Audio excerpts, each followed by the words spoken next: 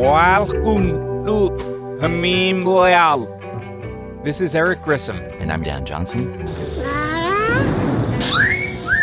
Eric and I will be rewatching the iconic Twin Peaks from the pilot through the return and everything in between. If this is your first time watching, or if you're a longtime fan, you can watch along with us as we dive deep into the strange and wonderful world of Twin Peaks. We live inside a dream.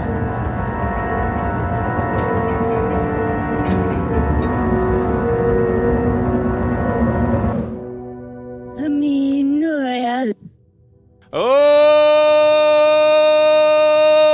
maresy dotes and nosy dotes and little lambsy divey, a kiddly divey too, wouldn't you? And if the words sound queer and funny to your ear, a little bit jumbled and jivey, say mares eat oats and does eat oats and little lambs eat ivy. Hi, Dan. Welcome back to Eric. Meanwhile. Today on Meanwhile, we are covering... The musical episode. Okay, we are covering episode 8, or you could say it's episode 9, if you count the pilot, or you could say it's episode 1 of season 2. Let's just call it May the Giant Be With You. Now, those are the show names that were assigned when it played in Germany. So I don't know who gave the names to these shows. I've been using the names. I like the names. I like the names too. I think they're very cool and interesting, and they always seem to fit the episode. But so when they aired in the U.S., they didn't. No, and that was normal. I mean, TV very rarely had any episode names anyway. It was just episode 1. Episode. The pilot was the pilot. Then it was episode 1. That's where that whole numbering thing came. But when they did it in Germany. They came up with these cool names, and that's why this is May the Giant Be With You. That's great. Some hardcore fans are probably like, no, we don't go by that. It didn't come from Frost Lynch, but I like them. So yeah. Before we get going, we have entered season 2 territory. Yeah. So we did season 1. If you're listening, following along, we also did The Secret Diary of Laura Palmer. And now we're into season 2. Now, season 2 is big. But it was standard for the time. Like most network shows would go 24 episodes or whatever. It was it's a long haul. Yep. So for us, we're going to divide season 2 into 3 parts. Now, some people talk about season 2 and they're kind of negative about it. They don't always love season 2. You hear a lot of negative talks, but I say phooey. Season 2 has some of the best stories, some of the greatest episodes, some of the greatest television ever made happens in season 2, this episode included. So the first part, which is we're going to cover, which will be episode 1 through 9, brilliant television. This will conclude the Who Killed Laura Palmer saga. Part 2, which is episodes 10 through 16. Then there's part 3, which is brilliant television, which is episodes 17 through 22. Someone did not want to give us a synopsis of your feelings of the second part. It's fine. I mean, the middle part is the weak part, right? Yeah. If you want to talk about where it dips, where some of the quality, and to each his own. There's still stuff to be loved even in the middle. But that is the piece. When people talk about the second season being weak, so many cool things: White Lodge, Black Lodge, the Giant. The fantastic ending. I like a lot of the Wyndham Earl stuff that it builds to. The Meals on Wheels program, Mrs. Tremont, her grandson, Harold Smith, all of that stuff is season 2. So I'm so happy. I feel like this first part of season 2, and we get a lot of Lynch. Lynch is going to be directing this first episode of season 2. He's going to be directing the second episode of season 2. You're in for a good ride, but stick with us through part 2. Like we did with season 1, we'll take a break in between. I also got to let people know that we're still taking donations. However, the Patreon should be running, if all goes well, by the time you hear this. Woohoo! God, I hope it's running. You can find it on patreon.com, Twin Peaks Podcast, or you can go to ericgrissom.com/meanwhile, and the donate button will take you, when you're here, when we're recording this right now, it's going to go to buy me a coffee, but when you hear this, it should go to the Patreon, where for $3 a month, you can pay for our stuff, you can pay for our hosting, you could get What was the word I'm looking for?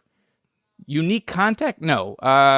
Exclusive. Exclusive content. You can get exclusive content. Plus, Eric needs a new pair of shoes. Yeah, Leo needs a new pair of shoes, and so does Eric, because they're going hiking together up Wallaby Creek. No, we're not going to Wallaby Creek. We're going to get cocaine. No, we're not going to get cocaine. You already have the cocaine. But we'll have movies in there. Who knows what we're going to have? Maybe that's what when you listen to this, I think we'll have done the Donahue thing. I hope that's at least on there. There'll be something. Once a month, something new. Q&A, if you want to ask us questions, whatever. It's open. It's open. $3 a month. And if you don't have $3 a month, you want to give $1, you can give $1. You're not going to get that exclusive content. But all of that helps us pay for the hosting because we want to do this and we want you guys to enjoy it. And if you want to pay $5 a month, I'll say your name on every show. He'll say your name before he goes to sleep every night. That's the meanwhile promise. The end of the episode, we'll read out a list of names. And if you only hear like one person's name, you know it's not a very successful program. Maybe we'll throw in some fake names. You won't know. Yeah, we don't. We'll have some fake names. All right.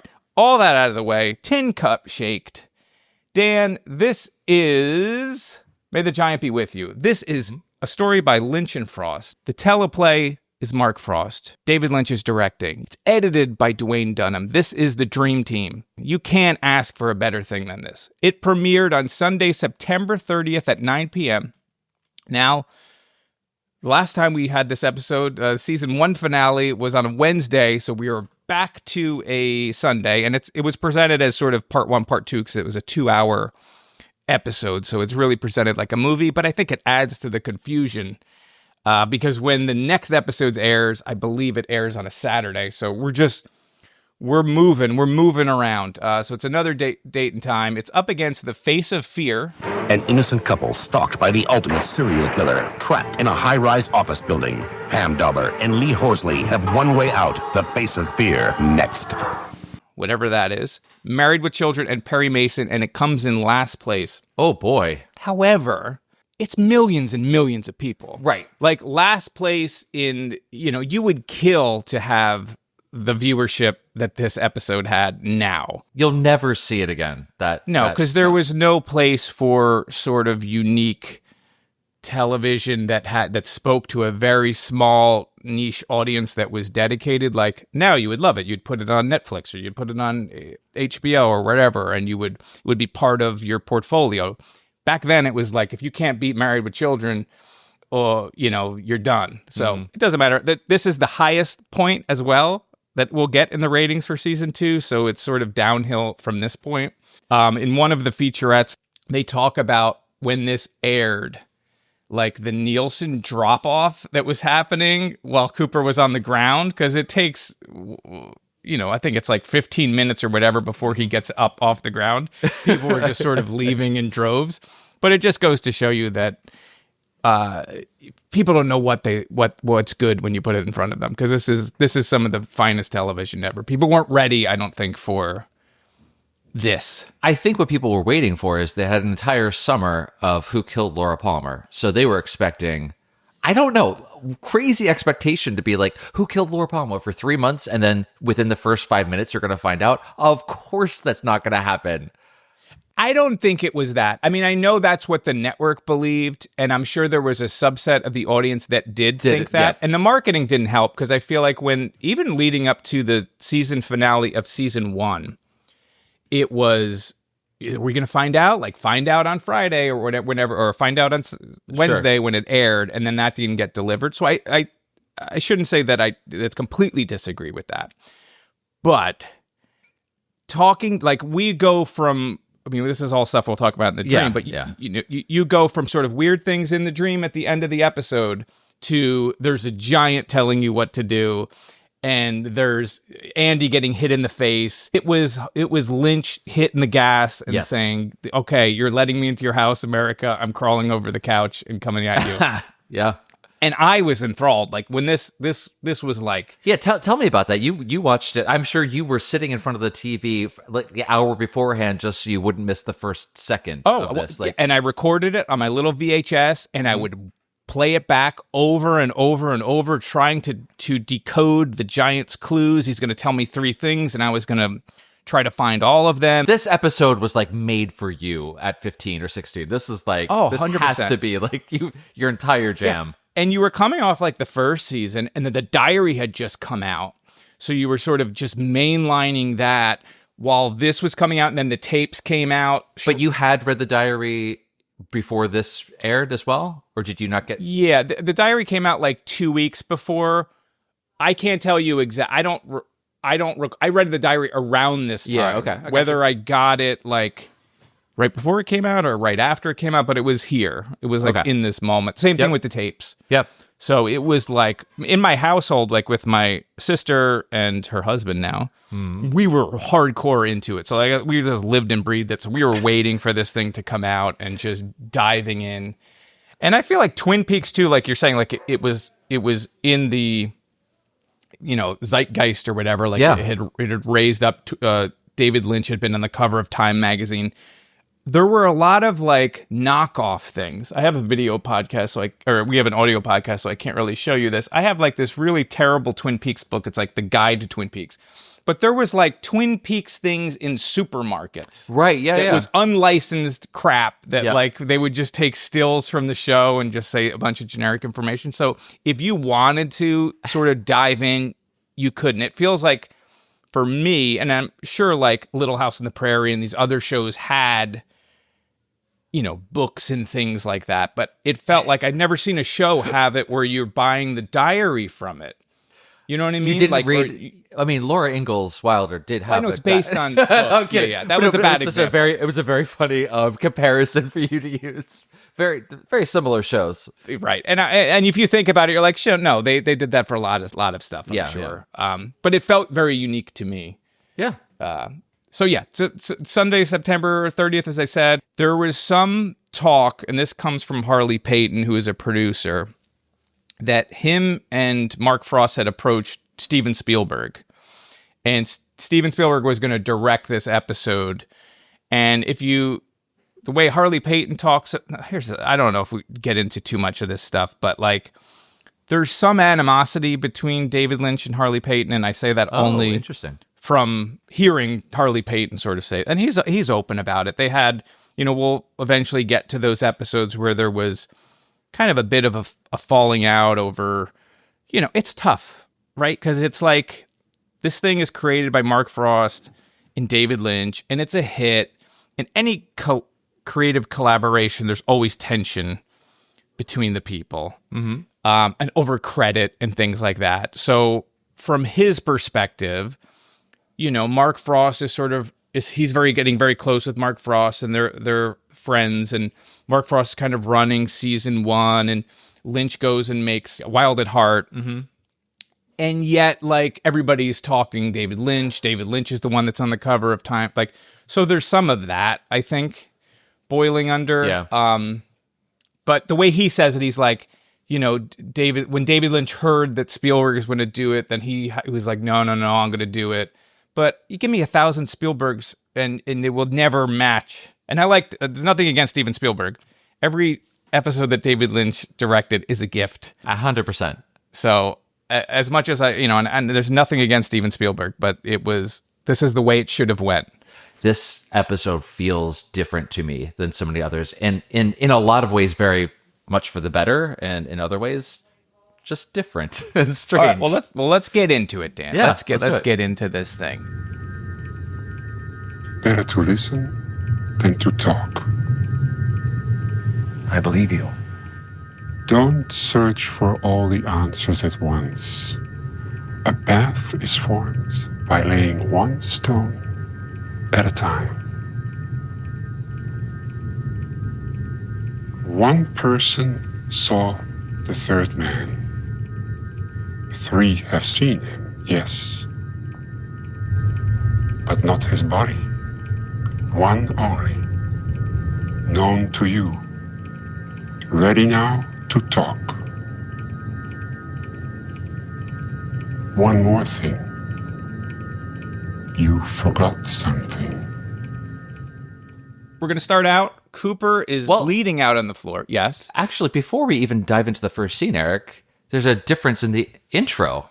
it gives the whole everything that we normally see, and it typically would end with the camera panning to the right across the river or creek or whatever as the credits are going over. It does that, and then it crossfades to water going under shadowy branches.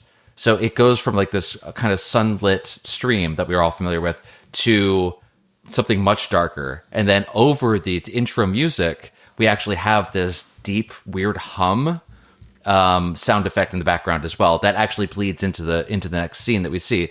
But the intro itself is slightly different. It's about maybe, I don't know, 15 seconds longer. That ends with something much darker. And it has that, you're already getting set up for something different is happening here, which will come right to Cooper on the ground. So just a small thing. Interesting. All right, so we jump over. Cooper is bleeding out on the floor while the world's most decrepit waiter delivers his hot milk and a giant visits. All right, Dan, we came off the fast-paced last evening, and he's shot, and now we're coming right in. What are your thoughts there? This is the longest intro scene, and this, I can see why the Nielsen ratings, you could just watch it fall off a cliff as it goes. I love the scene. It is, I can see how some people might find it, I don't know, perhaps tedious in a way, but because we have Cooper just laying there on the ground, bleeding out. He looks completely at peace the entire time, however, not struggling, not anything.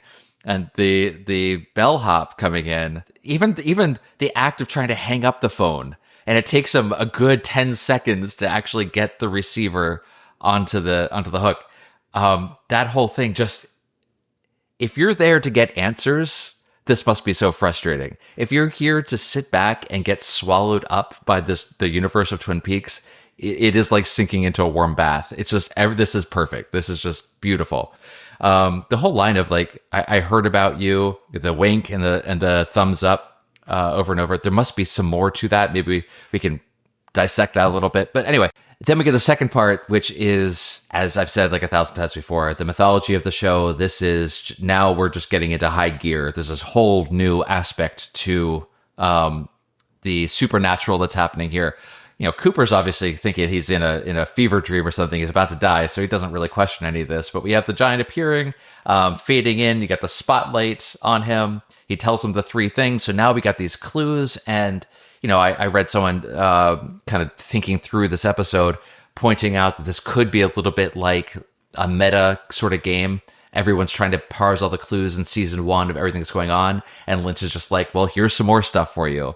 I'm not saying it's cynical, but I think it's like, this is like putting together all the pieces for the puzzle, just laying them out for you, and more things for us to follow along with, which I am 1,000% on board with. Yeah, no, it's fantastic. One note on the waiter, it is Hank Worden. He's an actor. He's an old cowboy actor who was in The Searchers. Kind words, Ethan. Thank you kindly.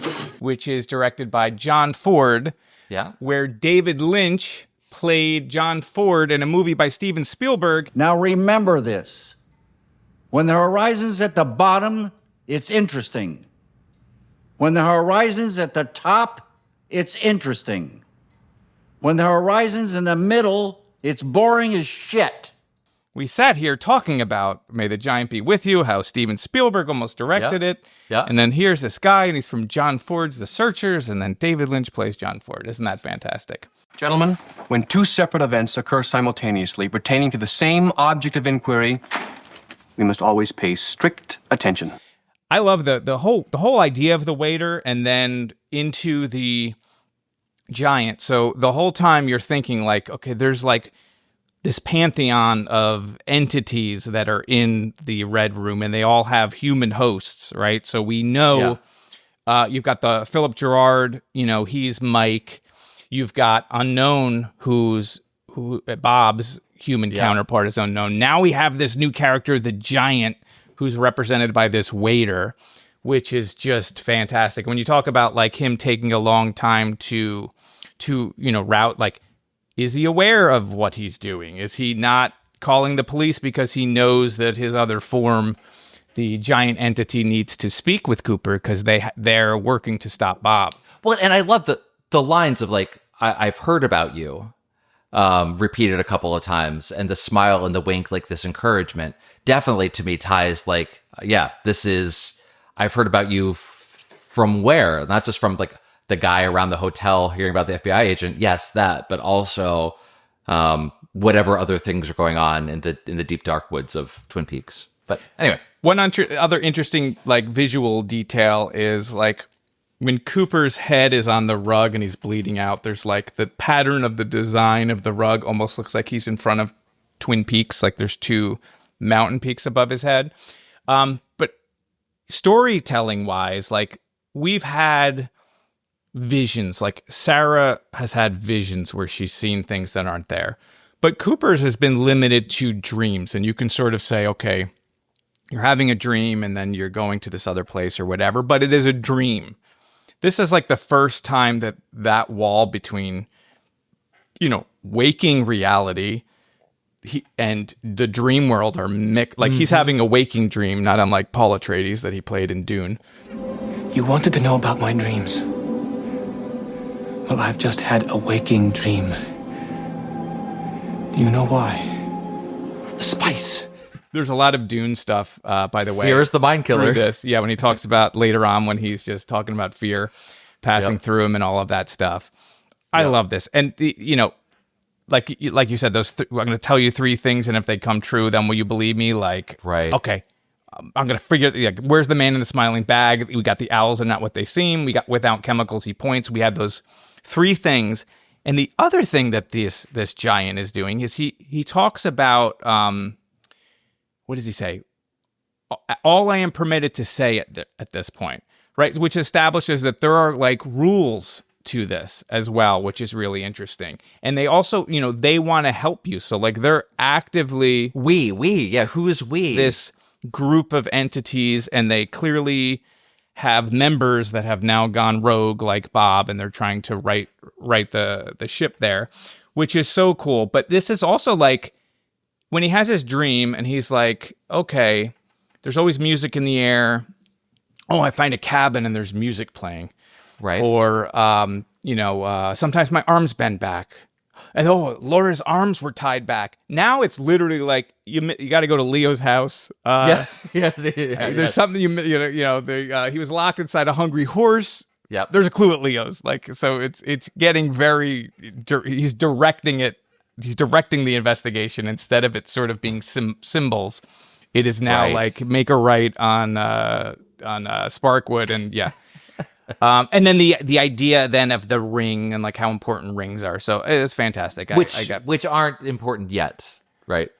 Well, it's important here because like the ring is gone, right? I mean, he realizes that a little bit later, but it's like a physical entity is leaving this world, just as like those entities are coming into our world, our things can go into their world. So yeah, it's great. It really is fantastic. I mean, it is funny to me that the giant is setting up these 3 questions as if you see that they're all true, when you figure out they're all true, then will you believe me?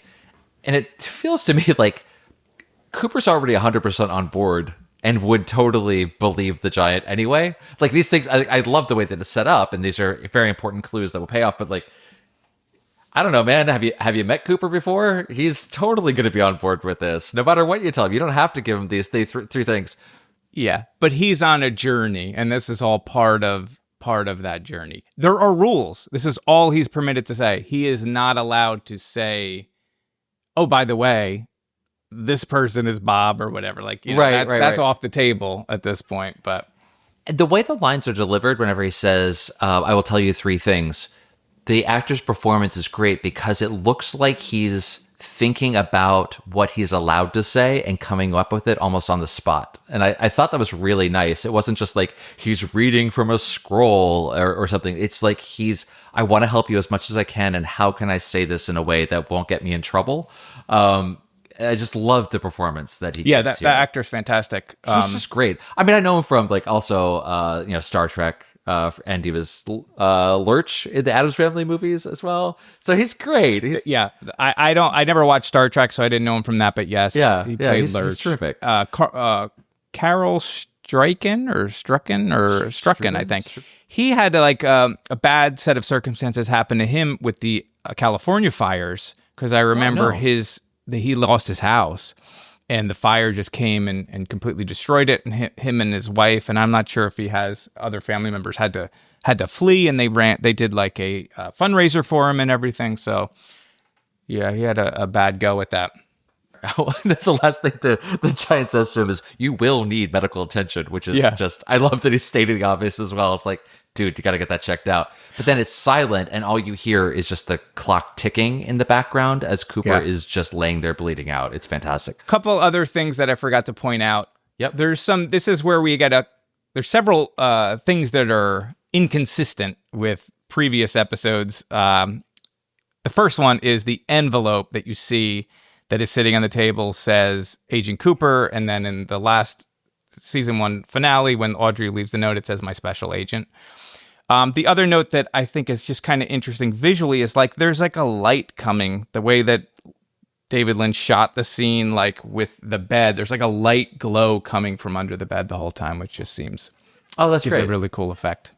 Yeah, I was going to mention, the note is, I don't recall from the end of season 1 if Cooper placed the envelope with the note. Yeah, he did. He picked it up and then he puts it down, and it's still here now. It's going to maybe move again. But anyway, Eric, what happens next? Yeah, we go over to at One-Eyed Jack's. Ben tries his best to get a good look at the new girl, and meanwhile, Jerry gives Blackie heroin and inadvertently saves Audrey from her father. Dan, we're back in the One-Eyed Jack's with your favorite pair of brothers. Wow, man. And we got the little flower room. So yeah, we find out the new girl's quite the vixen. This is I'm so glad this scene is not any longer than it is. It is so uncomfortable. Ben is completely prowling around like the big bad wolf, trying to get in there. Thankfully, also, he's kind of intrigued by the new girl who's, playing coy, he thinks. Playing a game, and he's like, I'm gonna leave, and he closes the door, then he comes back. This scene is just so hard to watch, knowing everything that's going on there. And thankfully Uncle Jerry to the rescue with a SNAG with the plans. So I don't have a whole lot to say about this other than the look on Audrey's face whenever Ben finally does leave and she takes the mask down. She just looks she doesn't look as completely beaten down and crushed as you might expect. Maybe she almost was like, it's not a surprise at all. I mean, she did know it was coming, but the fact that she sees her father in this mode, oh my, it's such a hard scene to watch. I don't know. Right. You tell me. Yeah, I love I should have mentioned this last time when we talked, but the idea of One-Eyed Jack's has such a fairy tale quality to it. So you get Blackie, who is doing tarot cards. She's like the witch in this candy house that's luring these young girls to this, mysterious place up on in the woods. And then you've got Ben, who's feeding into this big bad wolf, all huff and all puff, and there's the whole 3 little pigs. You've got the hunchback that's like knitting things and then scurrying and hiding into the wall. So like there is this like magical candy house thing going here. The other thing that I want to talk about with Jerry, like the Jerry portion of it with Blackie, and I love Blackie, Victoria Caitlin, she is fantastic.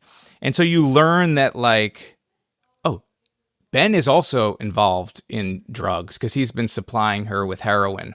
And the cruelty of you used to be so pretty, and when Jerry shines the light in her face, and it's just these men just take these pretty women and exploit them and then toss them aside, and how horrific they are. And he is so menacing, Jerry. Jerry is, yes. In this scene, in this episode, really. In the whole episode, for sure. But it's just fantastic. And she's so good. And then, so you get some backstory with her that was made addicted to heroin from Ben. Yeah, when she says, "You bastard," and then just resigns herself and pulls out the rubber hose to, do what she has to do. Dude, get her works going. It's really rough. And you're right. I think she's just she was great in the first season, but she's like knocking it out of the park just in this one scene already. She's fantastic. So back in room 315, now Cooper laments on things he would have liked to do before being rescued by the cavalry.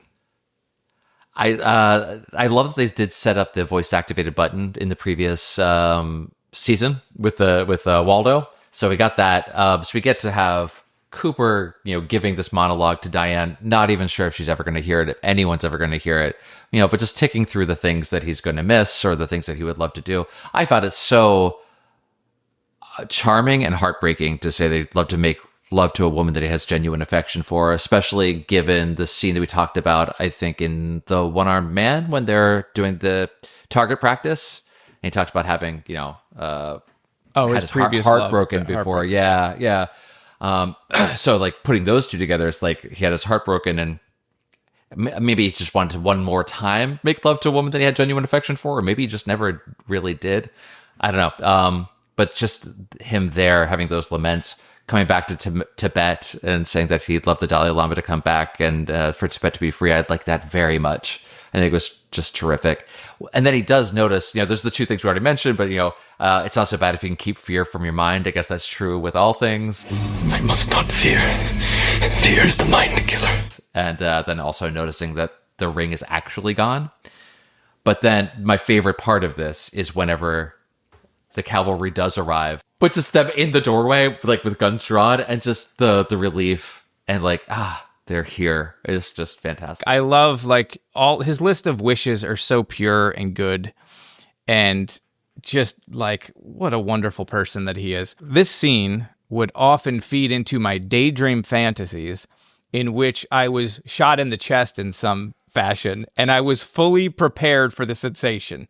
I'd be like, okay, it's going to be about 3 bowling balls being knocked on my chest, but it's probably not going to be as bad as I thought. For some reason, I held on to that and adapted it as if okay, I'm prepared now mentally for what it will be like to get shot in the chest.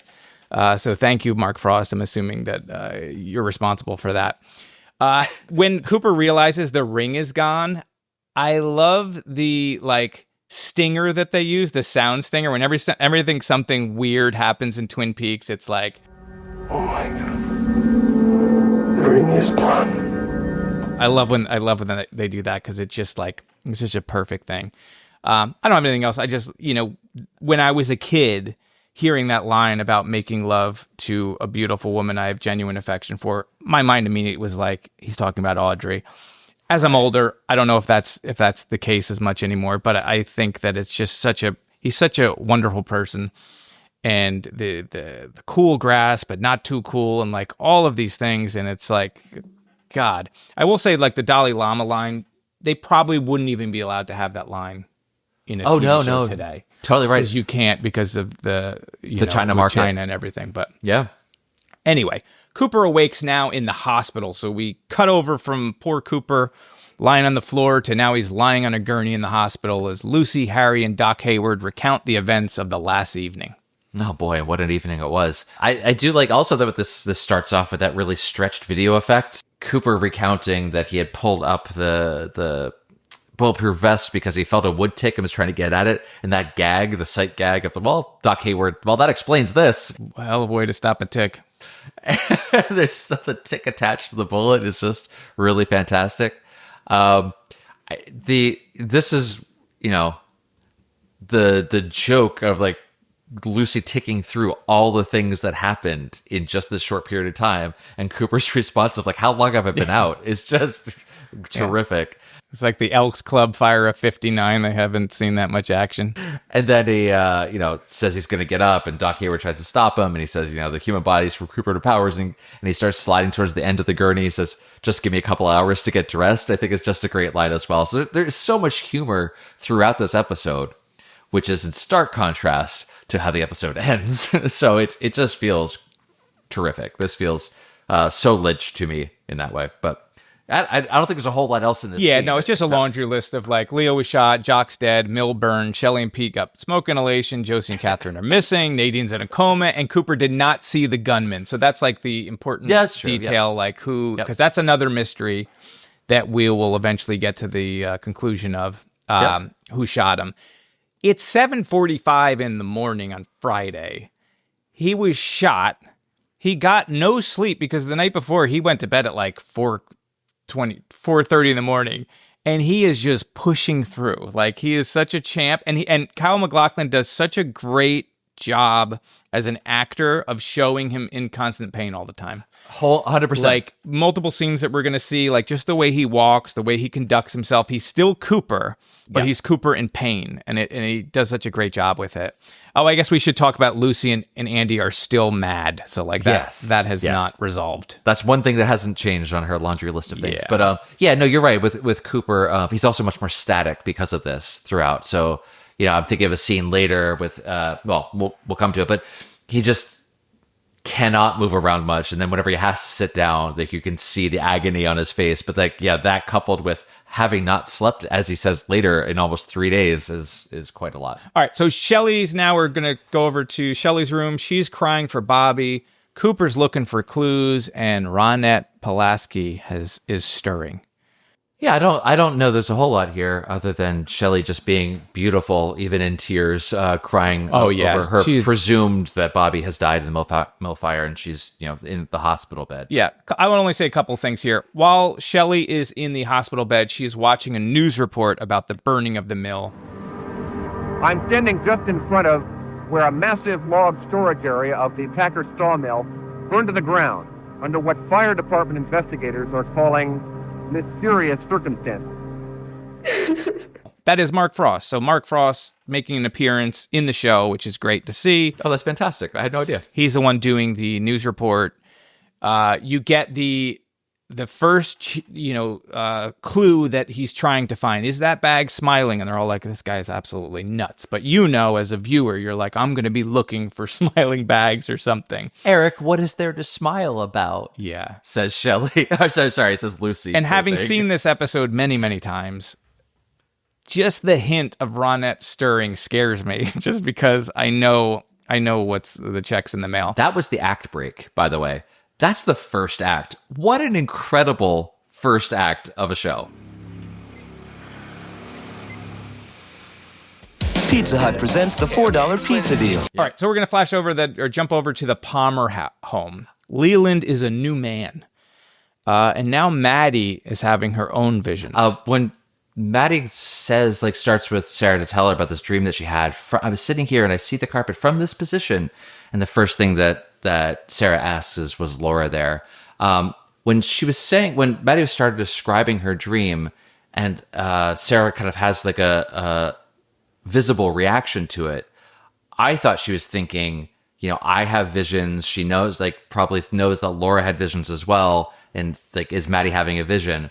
But I wondered if it was more just like, oh, maybe she's just more about, is this kind of a message from Laura thing? So it was kind of sad. It was like maybe she was frightened, but also sad in the same way. It was just, I don't know. It just struck me as being very sad that she's in this position. But then immediately we got Leland popping out from behind the screen. What's back there, by the way? He's just hanging out there. Is that just his doing chair? His because it's just the back of the living room from what I can tell. I don't think there's like he's an practicing his there. novelty songs. Yeah, it's great. He's just been sitting there since the early morning, waiting for them to sit and have some coffee. But he pops out. He starts singing a tune. He's got that white hair, and he is a completely different man. And I think throughout this episode, there's a lot of explicit talk about duality throughout here. So Leland is a changed man. We'll see, what happens with Donna, with Maddie. We got the duality of the bellhop or waiter and the giant. The broken heart with Laura living two different lives is just very explicit throughout all of this. But then we end with this, here we go with the terror of Maddie seeing the vision of the stain going across the floor of the carpet and then disappearing. The idea of dreaming of something very specific is such a David Lynch thing. And immediately I started thinking about Mulholland Drive. There's a scene in Mulholland Drive when they're in the diner and he's talking about dreaming about this specific moment right here in this diner. You're standing right over there.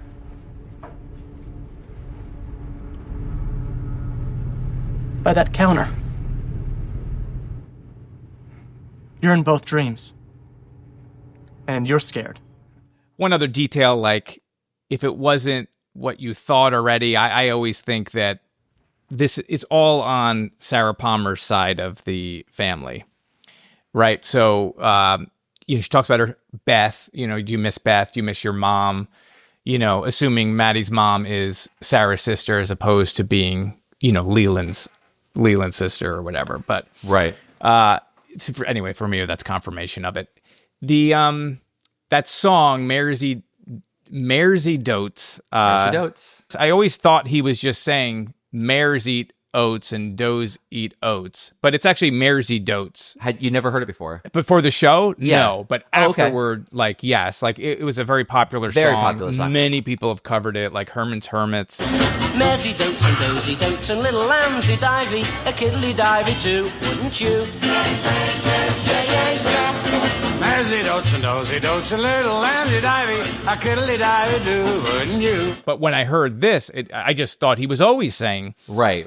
And then when he's saying, if the words sound queer, just say it again. It just had another level of what is going on here with Al Trace and his silly symphonies. Mersey Dotes and dozy dotes and little lambsy divey, a kiddly divey too, wouldn't you? So you knew the song prior because it was. Yeah, I remember my grandmother singing it before as well. So yeah. But just he really goes for it, and he's got a nice voice too, Ray Wise. Yeah, so he's got a great voice. Very nice. Yeah. I often sing this song. I opened this episode. I was doing it for the last 3 or 4 days, so apologies to everyone in my house. You talked about the blood stain, so the blood stain is a great clue to the next scene. So let's just go from the blood stain. We're going to go over to the Great Northern. The Horn brothers discuss their situation, and Leland arrives ready to work. Yeah, I mean, to me, this scene is just all about the dance number. It's just great. Like Leland coming in and I'm back, I'm ready to go. And, the last time he did that sort of move in the previous season, both Jerry and Ben were like, nah, this guy is not holding it together. Like, you could see it in his face. Like, he was disheveled. He looked like he hadn't slept in days. He'd been doing nothing but crying. And they see him here. Don't even comment on the white hair. I'm back. And they're just like, yeah, the gang is here. And they're all doing that dance. I mean, whenever Jerry's on the ground, almost like, I don't know whatever dance that is. He's like, it's just ridiculous. Ben up on his desk, tap dancing. It's a great scene, but I don't feel like there's a whole lot here. But so, do you think that they're celebrating because Leland's back and they're happy that Leland's back? I always took it as them making fun of him. Really? Yes, that he's coming in here and that's just always how I saw them, almost like, this guy's so crazy and here he is again, and then they're doing a dance and not like they're not with him on the joke. He is the joke for them. That's the way I always. I didn't read that at all. I really thought it was like the guys are back together again, because I would imagine that they've all three of them spent some quality time together doing a lot of crazy things. And it's like, yeah, our guy is back and we're ready to roll. We shall see where it goes. But the one thing I want to talk about is the blood, right? So we go from blood to fire. So we're reinforcing Ben, fire, blood. So things are not looking good for Ben. That's the transition from the blood to the fireplace to Ben. Yep. I have to point that out every time it's going to happen. So we're going to jump over to the Johnson home. Harry and Cooper are examining the crime scene, and Deputy Hawk can't find any cocaine. But he's got plenty of Flesh World, and sometimes that's all it takes. So Cooper's following up and doing what the giant told him. There's they don't need a search warrant because that's where Leo was shot, was in his own home. Going through and putting the pieces together. I love that he does, the detective work of, Leo was trying to turn someone into kindling, stumbled, hit the TV, but it's a heavy TV, and Shelley weighs 99 pounds soaking wet, so it's someone bigger. The one thing I don't quite know what he's talking about is he points to the geese on the wall, and the same geese were flying that evening. Yeah. Just let it go. Let it happen. Yeah. Okay, cool. Not everything has to have a meaning, but he points it out pretty explicitly, and I was like, I don't know what that means, but that's fine. I love Hawk just saying, surprise, Flesh World. Yeah. and when Harry goes over, he's like, what issue is this? Almost as though he's like, ooh, is this the new one? Like, he's looking for it. I know that's not what's happening, but you could totally see him almost being like, oh, I haven't seen this one yet. It's just, ooh. But Hawk's delivery of that is just fantastic. So yeah, we got the whole putting the pieces together that Leo was shot from the outside and collapsed on the sofa. But to Cooper, it's a mystery who shot him and who Leo was going to turn into kindling. Yeah, I love Cooper realizing the situation, figuring it out, and being like, bam, bam, bam. That's how it came in, and just watching him work. But even before we get into the scene, the transition that goes from the previous scene to that old school photo being taken, and the flashbulb pops, and the guy pulls away. Oh yeah, I've actually stolen that from in a comic. But I love, like, Dwayne Dunham is so good. And like all of his editing transitions, that feels like whenever we're doing an episode that he's doing, which is, I think this is the second one that because he edited the pilot, and now he's editing this one, and he directed the one. But like his transitions are always great. Like I love how he moves scene to scene. Yeah. But it's such a cool image, and like the way that it feels very, like a noirish thing too, like with the old timey camera and stuff. I don't know if they're still using those regularly in the 90s, but it was just really cool, the flashbulb effect. Calling out the noir is really good because of things that happen later with Donna as well. It is very much that hardboiled detective stuff. I didn't put the connection together. That's really cool. So we jump outside now. Albert has arrived, and Andy discovers a secret stash. Do you know who it is? You know who it is? Do you know who it is? It's Agent Rosenflower! I have mixed feelings about this scene. Oh, okay. My feelings are all not mixed. I'm pretty sure they're not. Generally positive. They really play Andy up as a goober, as just it's amplified to like 11 for some reason. And he sees Detective Rosenflower shows up, and he hits the stair, goes up onto the decking, and the loose plank comes up and smacks him in the face. But just that staggering for a long time. The scene takes a long time. 3 solid minutes at least, and no one's there to help him. And they just tell him he's doing a good job. I know, it's like the surreality of it, and it's totally fine. I go with it. I don't really have an actual problem with it. It just, I don't know. I really taking a lot out of Andy, and I think he's such a sympathetic like heart in this show that I feel kind of bad that in the same way that Albert makes fun of Andy throughout, it's almost as though we're making fun of Andy too. And something about that rubs me the wrong way. Yeah, I am definitely laughing at the absurdity of it all. And yes, it is cruel in like a real world scenario, but I must have watched this 1,000 times. It's so funny. He's so funny in how he's doing like a duck walk thing while he's bleeding, while at the same time the audio that's playing is the ducks. So if you listen to this on headphones and you just hear all the ducks going on the lake while he's waddling back and forth, and then all of a sudden barking dogs start coming in.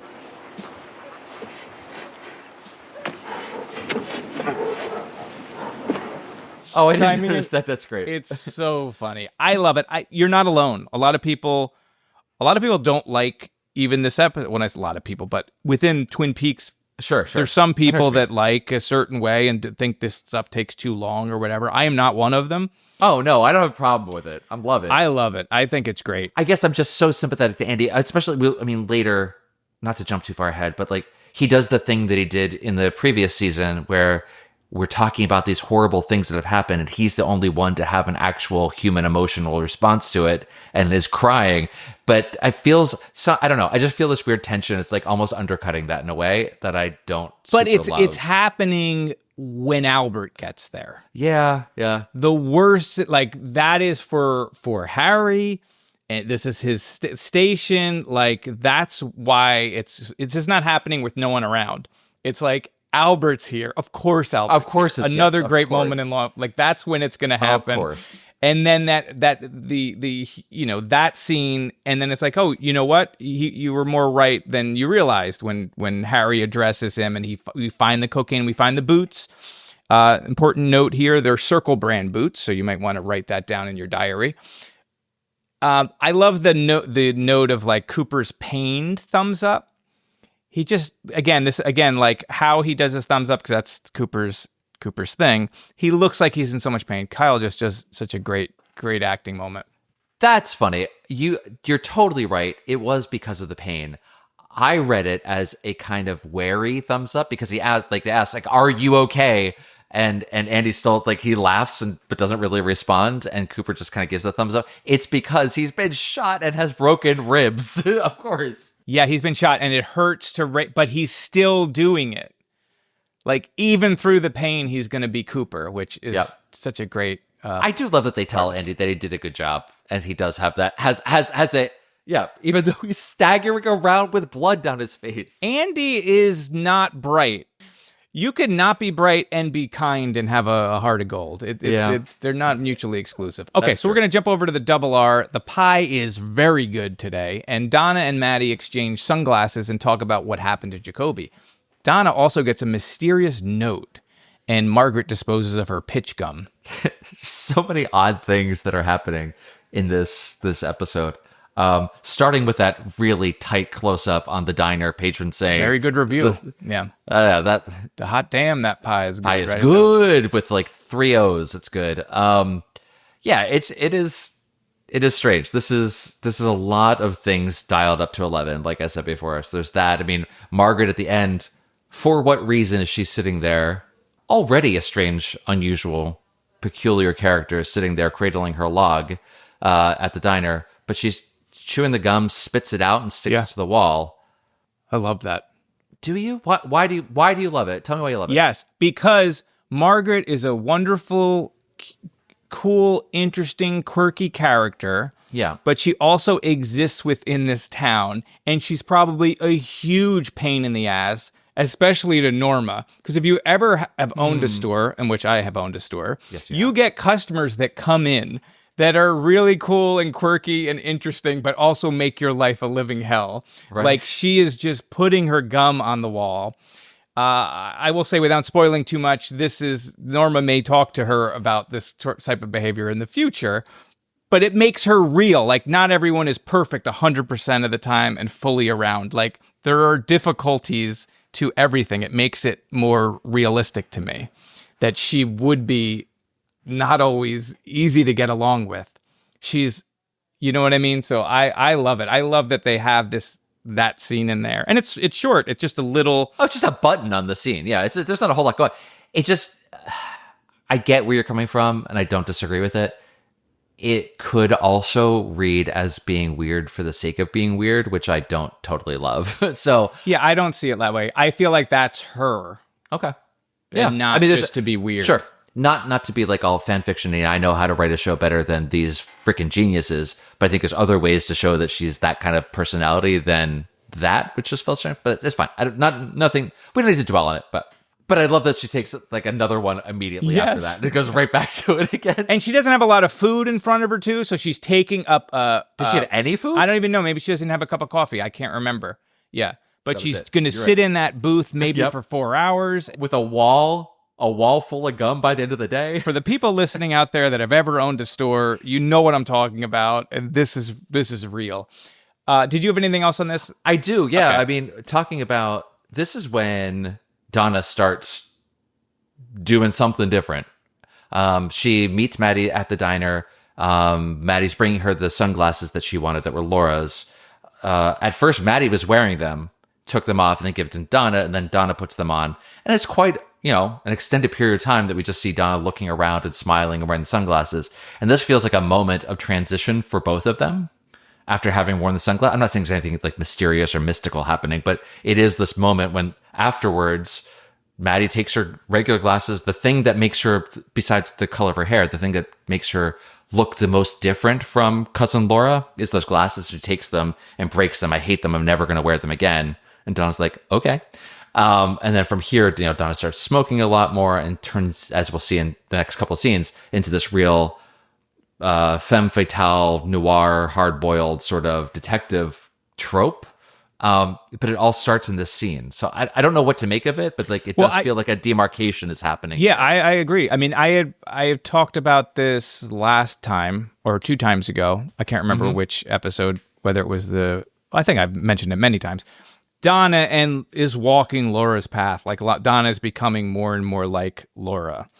And here is a symbolic situation in which Maddie played by the actress who plays Laura, is wearing her sunglasses. These are Laura's sunglasses, and it's a handoff. It's a physical handoff. Here's literally Laura handing the glasses, which she wanted. And then when she puts them on, Donna's like having her Laura fantasy, and she's going to act like Laura. She's going to act the way she thinks Laura is, and she's, Yeah, and that moment when when Maddie takes the sunglasses off to give them to Donna, the look on her face, she doesn't look like Maddie. She really does. I mean, not just saying the physical, obviously same actress. Of course she looks like Laura. She has this sadness in her face. She looks worn. I wrote in my notes that she looks like a 40-something-year-old divorcee. She just looks like she's gone through it. And that goes away after she hands the sunglasses over, and the following scene, she's more Maddie-like after that. But there's this moment when she's giving her the sunglasses. I'm probably reading into it too much, but she really feels like either was she reluctant to give up the sunglasses, or was there something more going on there? But there's just this moment where she just looks very different than she does otherwise. Yeah, and then Maddie, when she breaks her glasses, I really hope somebody helps her home, because if I lost my glasses, like for the rest of the day, like I'm not even sure where I'm going to be going. No, she must have been taking a Braille. I don't know how she's going to. I love Cheryl Lee is so great. I mean, just the way she delivers a line. Uncle Leland's hair turned white. And Lara Flynn Boyle too, like, and maybe the sun won't come up if you wash your hair. Like, that is such a wonderful line. Yep. And I get so excited with the secret notes that are coming, and you get this note about look into the Meals on Wheels, because the Meals on Wheels is one of my favorite story parts of Twin Peaks, where we're going to get to Mrs. Tremont and her grandson, and we touched on that with the diary. So I'm very excited that all of that is coming to fruition. All right, so we're going to jump back to the sheriff's station. Albert's going to examine Cooper on orders from Gordon Cole, and Andy's found an important detail about Leo, and the one-armed man arrives hoping to sell some shoes. Yeah, man. Albert's really pushing his luck with Cooper. Like, Cooper's really, like, not holding back. Not that he was before. Maybe the first time we meet Albert originally, Cooper's a little bit more like, yeah, this guy's great. Can't wait to work with him. He's really going to help us out. But it wears over time. And now that he's so much more, he's planning to buy property in Twin Peaks. He's like fully like into this town and everything. He's being much more protective of them and much less tolerant of Albert. And I love that he asked, like, why does Albert have this act this way? He's like, I'll have to get back to you on that. Some details about like who shot Cooper, right? So now we know the person's between 5'6" and 5'10". They were shot at a distance of 3 feet, and they're right-handed. So if you have been keeping track of which characters are lefties and which are righties, you're way ahead. One interesting visual thing that happens here to showcase some of the distance you were talking about between the world of Albert and the world of the FBI, and how Cooper is becoming more of a Twin Peaks person, is the way that their faces are lit in close-ups. So Albert is a solid sort of light on his face when all of his close-ups. But when you see Cooper and then when you see Andy, they have the pattern of the light coming in through the wall or through the outside window, like from the Venetian blinds, the shades or whatever, that give them this stripe, which, striped floor like the Red Room. But it's just a cool little, whether it's intentional or not, it's like a wonderful little visual symbol that happens that sort of even gives them more distance between them, which I love. When Philip Gerard's coming in and he's looking to sell his shoes, that face that he gives, crazy grin that to me is just insane. It's just an insane look. To me, I didn't read it as insane at all. I really thought it looked like doesn't know exactly why he was called there, but boy, this could be a good business opportunity. You can imagine this guy trying to sell shoes door to door in the 90s. Yeah. So you're just seeing like a happy guy. Yeah. I really did. And I really, in so far as it is a major and intentional contrast to the dream version of Mike that we saw from Cooper, he is not that at all. And it felt like it was very intentionally not that. Yeah, I'm the opposite of you. I feel like that is to remind you, like, he's a weird character and other things are involved, and like it's connected to all of that.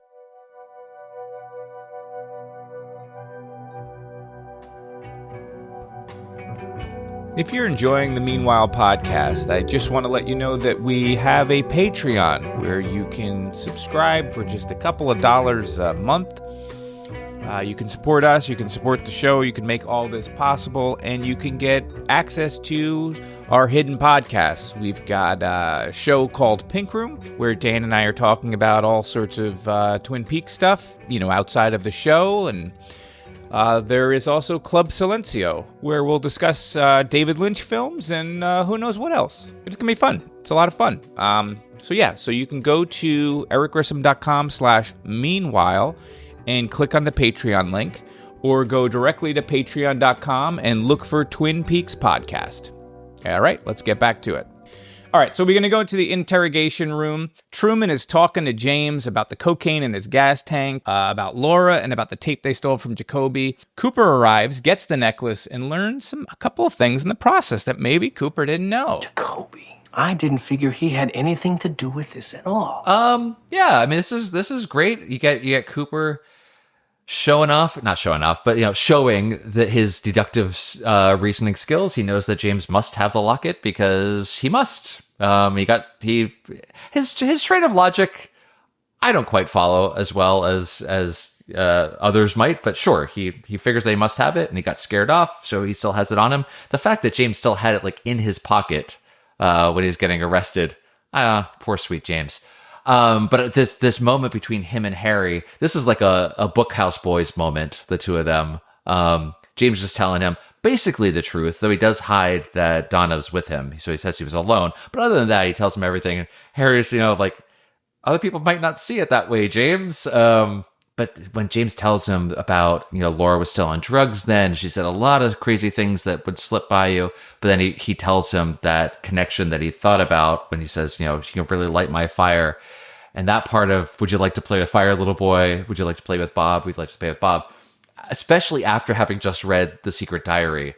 Mm-hmm. That just gives me chills to no end to hear her talking to him in this way.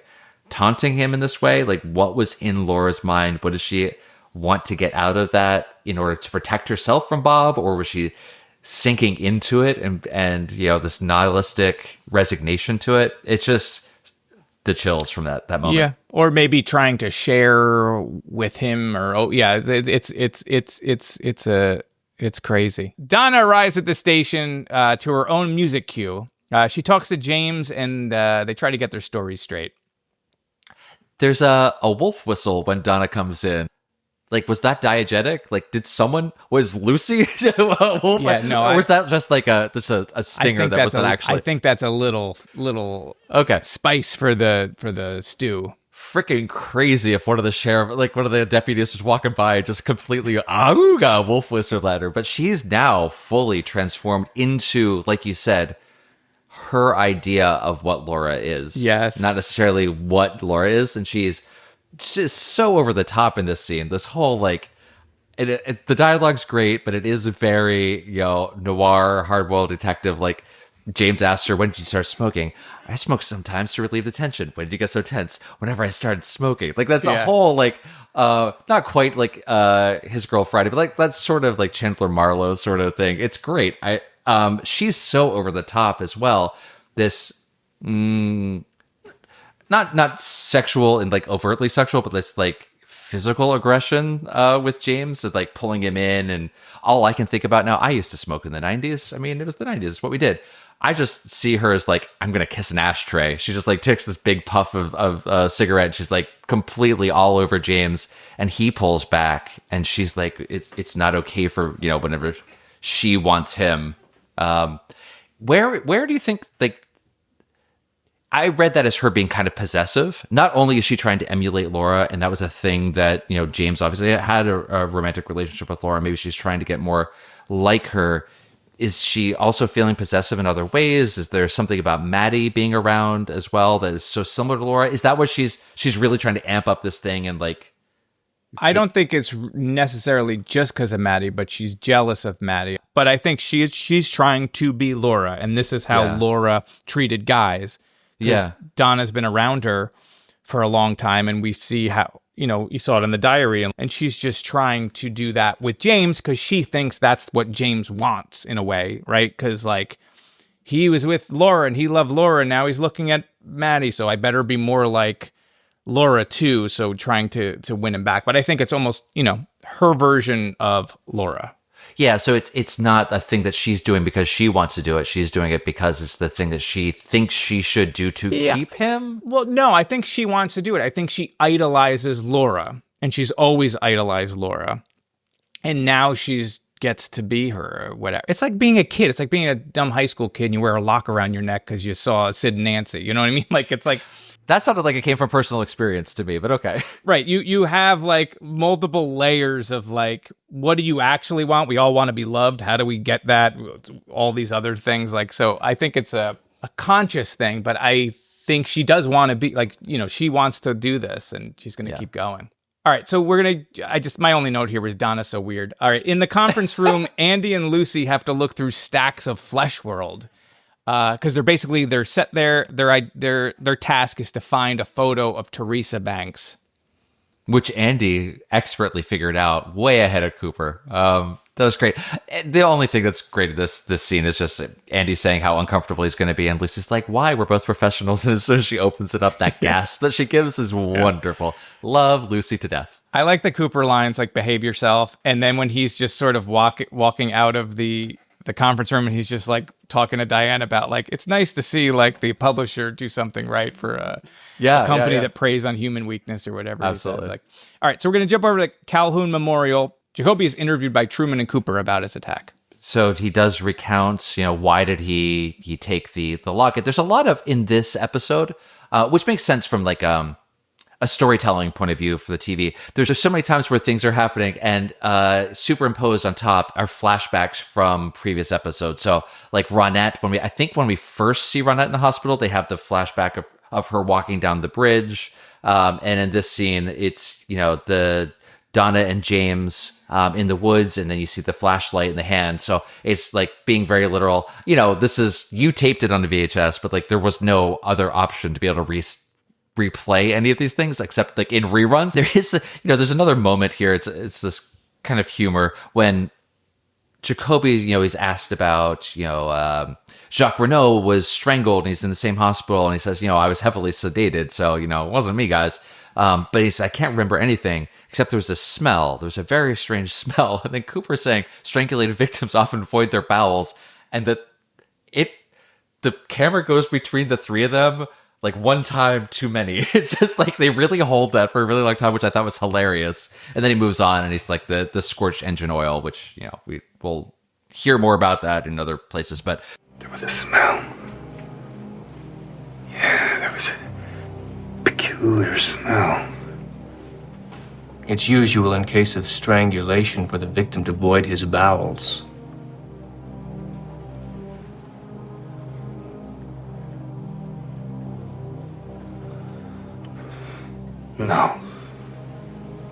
No, that wasn't it. This was a smell like oil. Scorched engine oil. I love that moment though. To me it worked really well because I love Harry in this scene. Michael Onkeen, how he portrays a character who's very good at his job, don't get me wrong, but is also sort of in over his head. And there's multiple shots of him like looking at Jacoby and then looking to Cooper constantly for like direction and to sort of watch where he goes. And he just does such a really good, and like in that part where they talk about the defecation or whatever, to me, it wasn't necessarily like played for laughs or whatever, like to go back and forth. It was like, it's getting very serious and like someone's been strangled and now they've voided their bowels. And like, it wasn't like a funny moment. It was like a horror movie moment. Like, cause then you get into the scorched engine oil, which is so cool. We also know Leo smells of gas. So like there's a connection between the smell of oil and the smell of gas. All right. This is the beginning of the fantastic hospital food gag that is one of the funniest things in Twin Peaks, in this humble narrator's opinion. Like, it begins here, and I just love it. The soup. Really? Oh my God! Yes, it's Oh, you're not a fan of it? I'm not a fan. Okay, I'm not fantastic. a fan. This is why. Tell me why. Okay, it's amazing. I don't know. I can't explain like why something connects with me. I love this hospital gag. Doc Hayward is great as always. You know, he's mad at Cooper for pushing it too hard, which is kind of a neat little thing. Jacoby confesses, as you said, to what we already knew. You know, he took he's literally the guy that did it. Yep. You bring up more of, or Jacoby brings up more of this whole idea of like Laura being two people. She's living a double life. We saw that all over the Secret Diary of Laura Palmer. She represented by the divided heart. How beautiful is that? But he also makes a notion that she wanted to die, or she allowed herself to die. So good. I just the whole thing is great. I think the commitment to the hospital food joke is admirable because they carry it through the entire thing, and it's fantastic. Even later with Shelley and Norma, they say it like it keeps recurring until even the doctor like says to the nurse at the end. You got to talk about to that kitchen. But I swear to God, that is the funniest thing. Nurse, I really mean it. You better speak to that kitchen.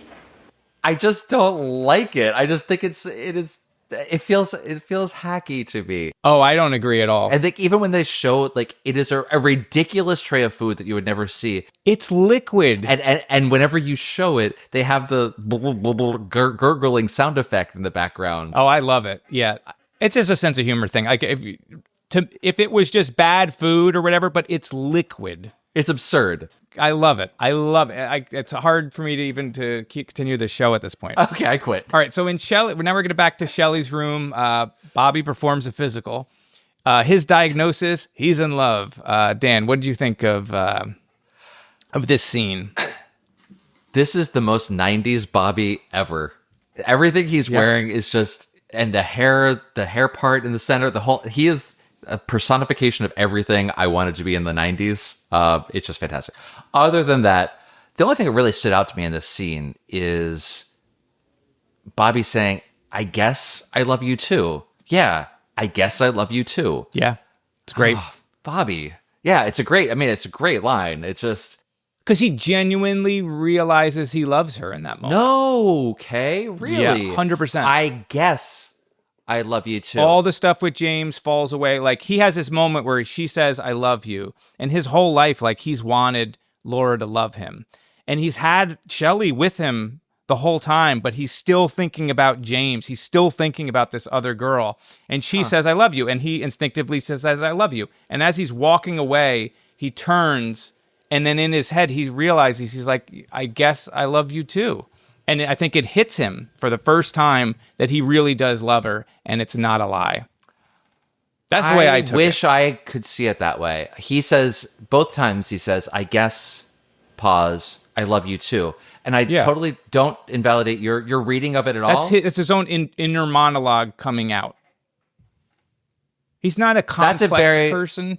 That's a very charitable way to read it. And I guess I'm being a little bit more cynical with Bobby, which, when we see him later, we'll talk about the scene with him and his father, there's a lot more depth to him. And knowing the character better now after the diary, there is a lot more depth to Bobby. But it didn't strike me as him realizing that, oh, this is the feeling of what love is. Like, I'm actual like requited love.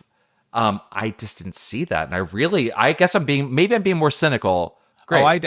For me, it hits really well, especially because it happens twice, right? He says it once. If it wasn't real, or if he was just like, the fact that he walks away and then you watch it in his face hits him. Like, what would be? Read it more as him trying to convince himself that that's what it was. But I hope I'm wrong. I hope I'm totally wrong. In your version of his head, he says, I love you. And then he goes back but he doesn't love her, but he thinks he loves her. And then he's telling himself, I guess.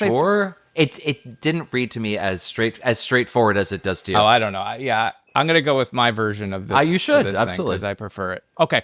Good. All right. Do you have anything else on this? No. All right. No. In 1990, Machen was the cutest person on the planet. Oh, she's beautiful. I mean, come on. The whole thing and the giggling and she is wonderful. So just bright lights. Like, you can't, it's just fantastic. I love this scene because I like the two of them together. So I had a much more charitable read on this whole thing. Yeah. I love the great food gag and the fact that, he's making mention of the food's going to kill you here. I love all that stuff. It's almost as though we're two different people with different opinions about definitely it. do different people. How strange. All right. So then we're going to jump over. Cooper, Harry, and Albert catch Bobby on his way out. And Cooper spends has a very sort of deep talk with Ed about Nadine. And the Giant's first clue proves true. Yeah, it's great to get this backstory of Ed and Norma and Nadine, how it all came to be. And it's all hinges on Ed kind of misreading what happened between Norma and Hank. We don't know at this point. I don't know if we ever find out, but we don't know at this point why Norma did go out with Hank that moment. But you'd find out in the in the Frost books. Cover that. Okay. Yeah, but it's all over a misunderstanding is so even more crushing. It's just so sad. But we also find out that it was on their honeymoon that he shot out her eye with some buckshot that went astray. And Albert trying to stifle a laugh throughout all of this is great work in the background. I love him so much. As I don't know, abrasive a character as he is, I love the business he's doing back there with the hanky and everything. He's just very funny. Fantastic. So that's all great. That the body bag that's hanging up to dry over the sinks there, and that smile, it's like straight out of a comic book. It looks so good. It is so ominous. It's beautifully designed the way that they hung it like that, the smiling bag. It is a creepy image. I think it's fantastic. But yeah, that's it. And also, I mean, Cooper, walking away from them, they're all talking, and it's almost as though he's in a bit of a daze. And that's when he realizes and turns and sees the body bag there. Just this moment of more than serendipity, as though is almost propelled to find it, is terrific. It's great. Yeah, because he's walking around in pain, in a dream state, almost from exhaustion and adrenaline and all of those things. So he is sort of walking between two worlds. So I want to talk a bit about Ed. Like, we knew he was in a guilt prison, but now you can literally see the bricks that made it. But Everett McGill's his acting in this scene is so wonderful when he's talking. Just the writing too. I should talk up Mark Frost's writing. Well, the first day we were hunting pheasant. Nadine's a crack shot, and we already had a couple of birds. I felt good shooting, listening to the sound echo and roll down those hills. I fired, and a piece of buckshot skipped off a rock and caught Nadine square in the eye. Man, that's a tough one. She laid across my lap as we drove back to town. She never cried. She never blamed me. She never hated me for it. A couple of months later, Norma married Hank. So I don't believe in fate. You make your bed, you sleep in it. Listening to the sound echoing and rolling down the hills when he just describes shooting.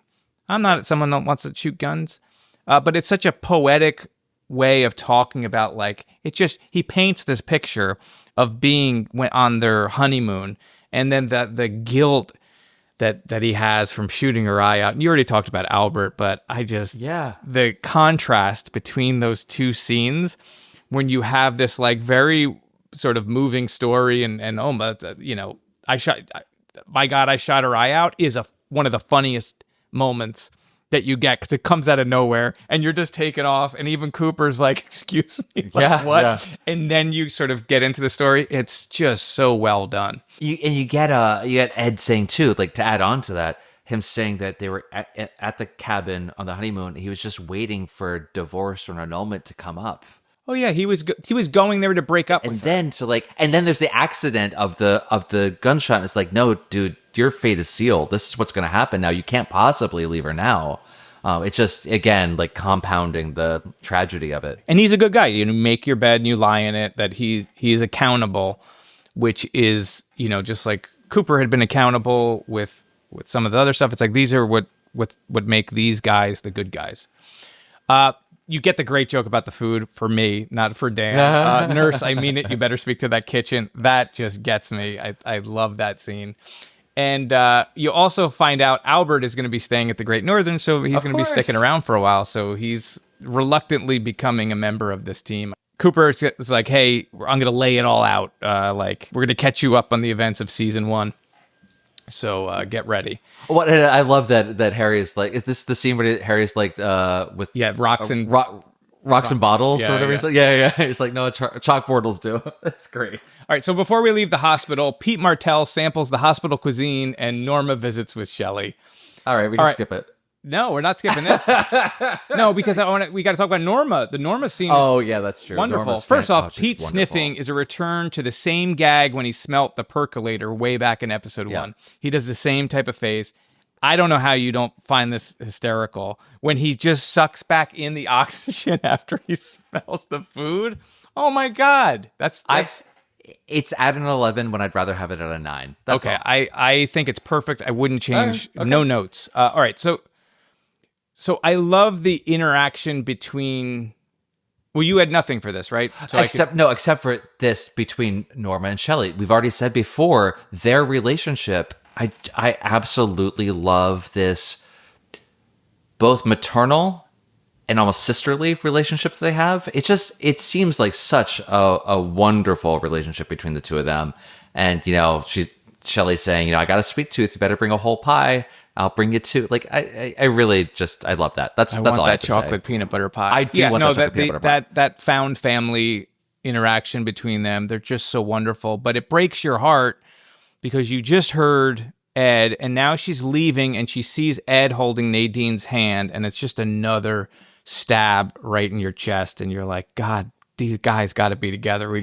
Somehow this has got to work out. You know what's so great? They could have, as Norma walks away after seeing the tableau of the two of Nadine and Ed sitting there, they could have, easily imagined Ed turning to an empty doorway and whatever. There's none of that. He is just there with her, and it's even harder to take. All right, so we're at the Double R. Bobby is back from the hospital and runs into his father, and the two discuss the Major's dream, and Norma returns to work. This is a real breakthrough moment. I don't know. Maybe that one session of family therapy really paid off. But it is a great scene, except for Bobby. He's pretty terrible. No, I'm kidding. It's great. I didn't know what to expect with Bobby's there smoking a cigarette at the counter of the diner. You see his father in a booth behind him. His dad calls him over. You don't know how Bobby's going to react. Thinking back to the scene of like Laura's funeral and like the tension between them and everything. Mm-hmm.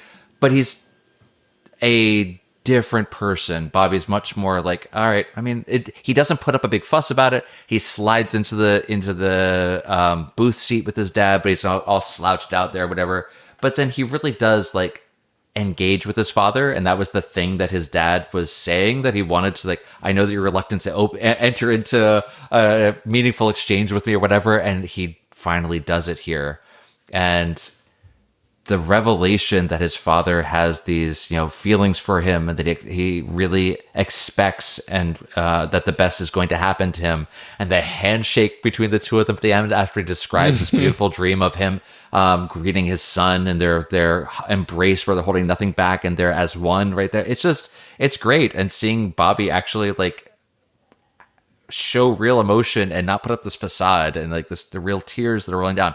It's a great scene. Plus, it's Major Briggs, and he's phenomenal. Yeah, he's we also get Davis. the moment of like, Dad, what do you do for work? And he just says, that's classified.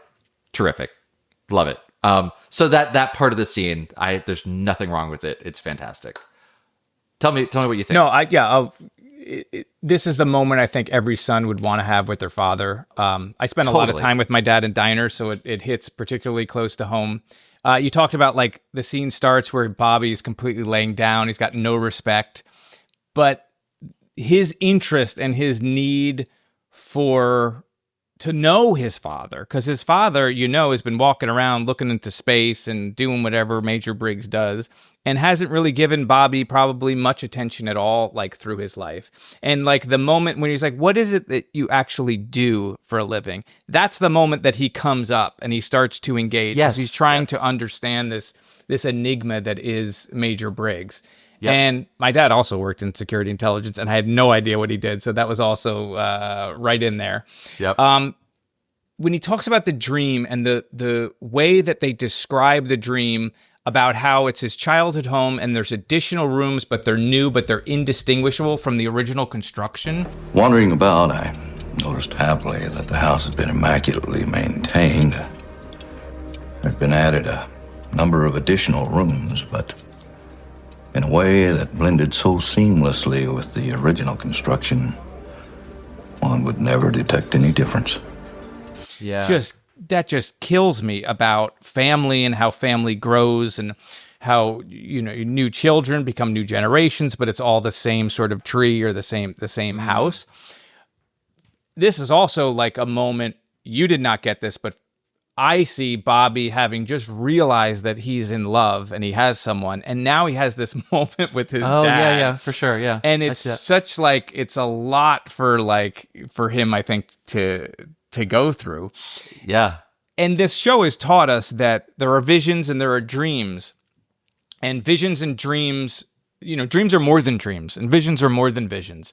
And because these things come true, like we see that these things that happen in Cooper's dreams manifest in this world. And so all of this stuff, like I see this bright future for you. My vision ended. I awoke with a tremendous feeling of optimism and confidence in you and your future. That was my vision of you. You? I'm so glad to have had this opportunity to share it with you. We know, or we want to believe anyway, that will come true for him. And so he does have this brighter future, and what a great gift that would be to hear from your dad. I loved it. It's just so well written, and Major Don Davis as Major Briggs. Now I did hear some behind the scenes stuff. So Bobby, Dana Ashbrook, was having a hard time crying or getting into the emotion just wasn't connecting for whatever reason. And apparently David Lynch came up to Don Davis, Major Briggs, and took him over to the side and said something to him. And Dana Ashbrook in this interview didn't say or didn't know what was said. And then when Don Davis came back, because the way they would shoot it, they would shoot all of Don Davis's parts and then all of Dana Ashbrook's parts. Wow. So okay. Don Davis was still there, and he just started crying off camera.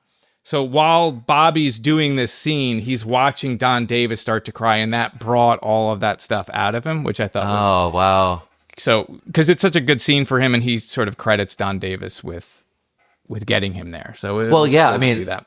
And to see Lynch as not just this auteur who, can use film and the language of film to such great effect, but to also see him as such a great director of actors. That's a great anecdote to hear that specifically. I know how to get my actor to where I need him to be is just fantastic. And the writing too, like you said, the one line that really stood out to me is as you were saying, the distinction between visions and dreams. And Briggs says, this was a vision, clear as a mountain stream, the mind revealing itself to itself. That's a great line. And the way it connects with everything with Cooper's been through is great. The other bit that's important here, is the send off is so formal when he leaves. And it's you come, the hard turn from I love you, as my son. And then the handshake, like you said, and it's just so matter of fact. But Norma coming home. Mm-hmm. And so Norma just came from the hospital, and she just saw the compassion and tenderness of Ed and Nadine, and she knows that she can't have that, and she just sees Hank, and she's just hit with a lot in her life, and she's so mad, and he's like, yeah, women, or whatever, and then obviously Bobby sees him and remembers. We get a flashback from the previous episode, but man, Norma's having it hard right now, to just be reminded, oh yeah, this is the guy you're married to, this is the guy that now works for you, and I guess is presumably living with her. I always imagine Norma lives above the Double R, right? There's a apartment or something up there. Sure, why not? That's the way I'm going to take it. Okay, so we're going to jump back to the sheriff's station. Cooper and the team catch everyone up on the events of season 1, and Andy catches Albert up on manners. It's a great way to put it, for sure.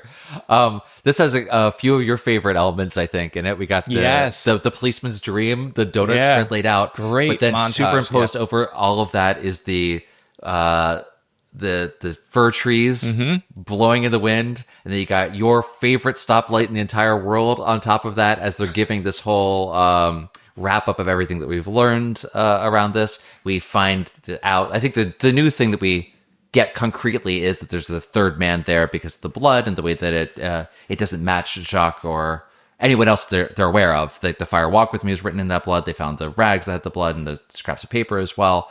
This is when Andy breaks down crying, hearing everything that had happened there.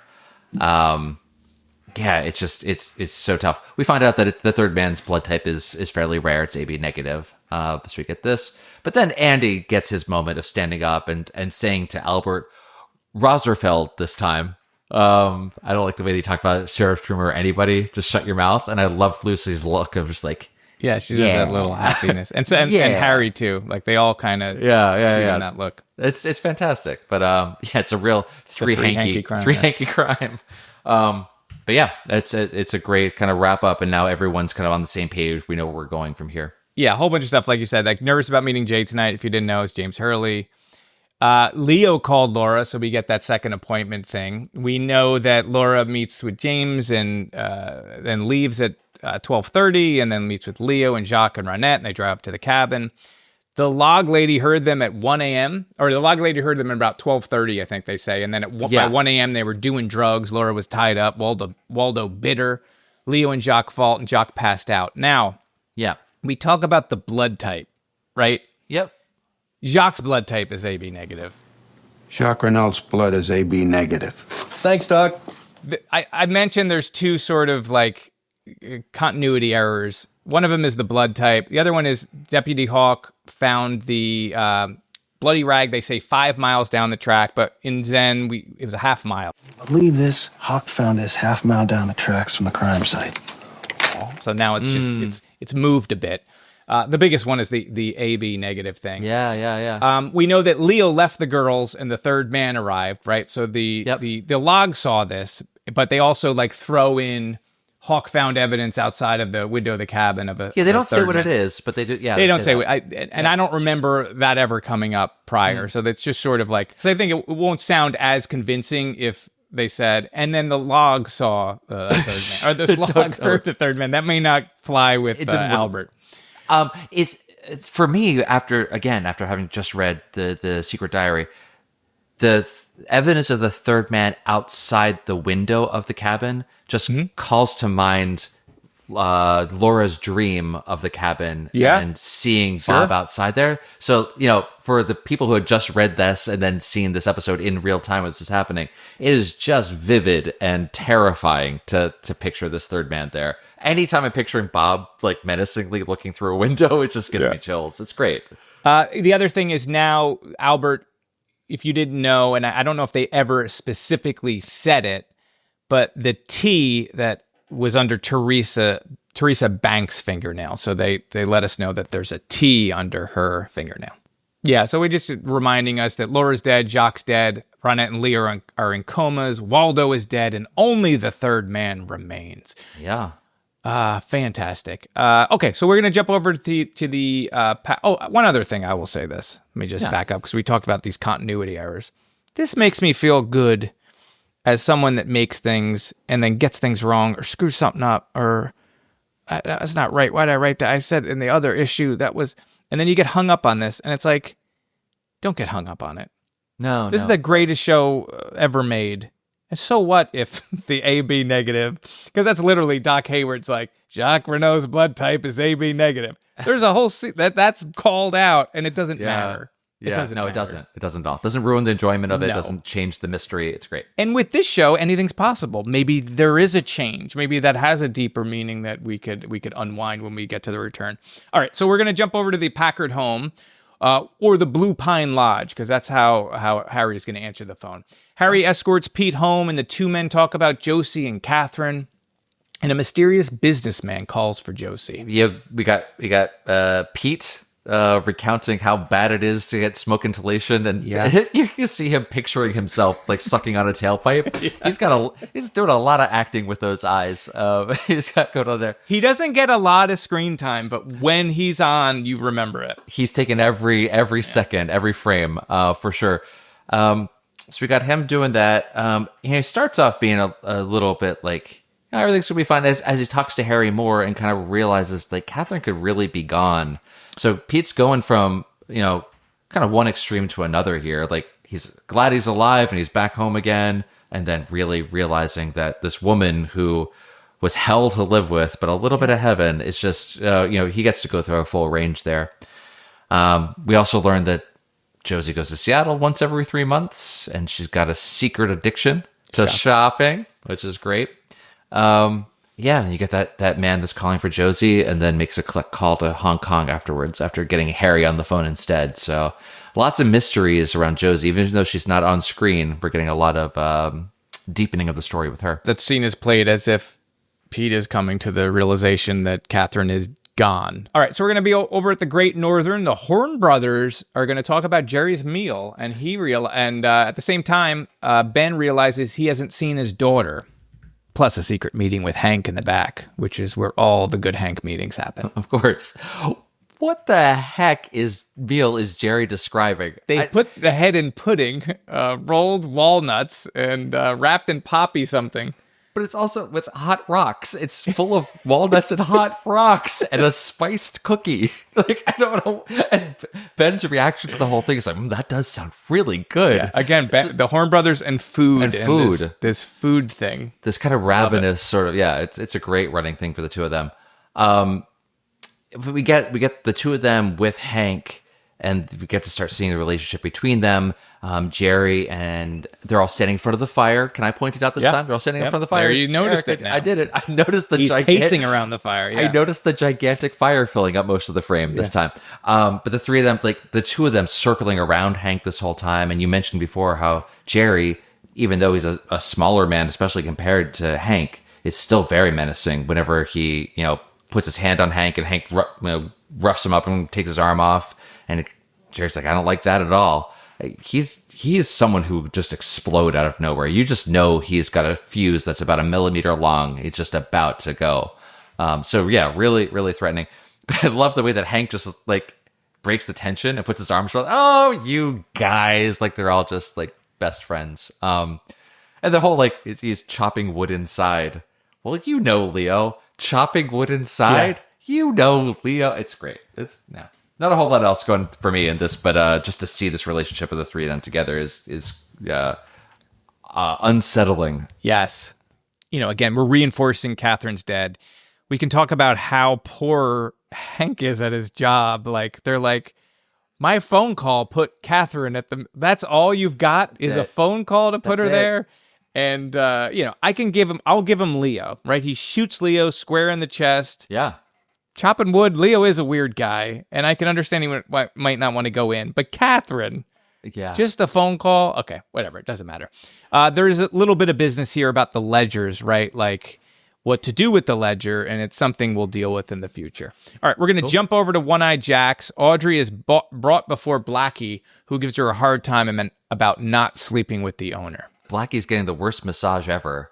The woman behind her is worst massage, meaning like this is the exact kind of massage I hate, where someone's just like barely lightly tapping on your shoulders. See, I don't get any massages. So my note is I want everything Blackie has. Now, it's not right to lure women into these types of places, but she's got one woman massaging her feet and the other one, even just a semblance of a touch every once in a while.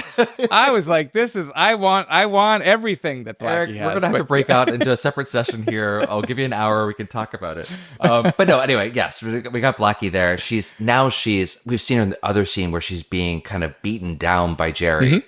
Now, this is the opposite. She's in her power here. She's in her center of power. She's got her refrigerator of a guy by the door. She's got her two ladies there that are completely doing whatever she says, basically. And then she brings Audrey in and completely tells her who's actually in charge here and is not going to take any back talking about it. Yeah. So, we really do get to see... This is the Blackie that we've seen previously. So she's back to that. Seeing her kind of broken down by Jerry was a completely different version. So, just getting to see that back-to-back is good. Yeah, you get so many like power dynamics and shifts in power dynamics, like with the way Jerry's treating Blackie and now Blackie here, or the way Donna's treating James, or, all these different situations depending on, even with Hank, like the way the Horn brothers are beating up on Hank, but then Hank's beating up on Josie. And like, it's just it's an Ouroboros of pain and misery going on here. I don't have anything else. I talked about the princess stuff, the fairy stuff. I talked about how I want Blackie's life at this moment. We get that. I love the way this scene is shot. Audrey is fantastic. Sherilyn Fenn does such a good job with this performance.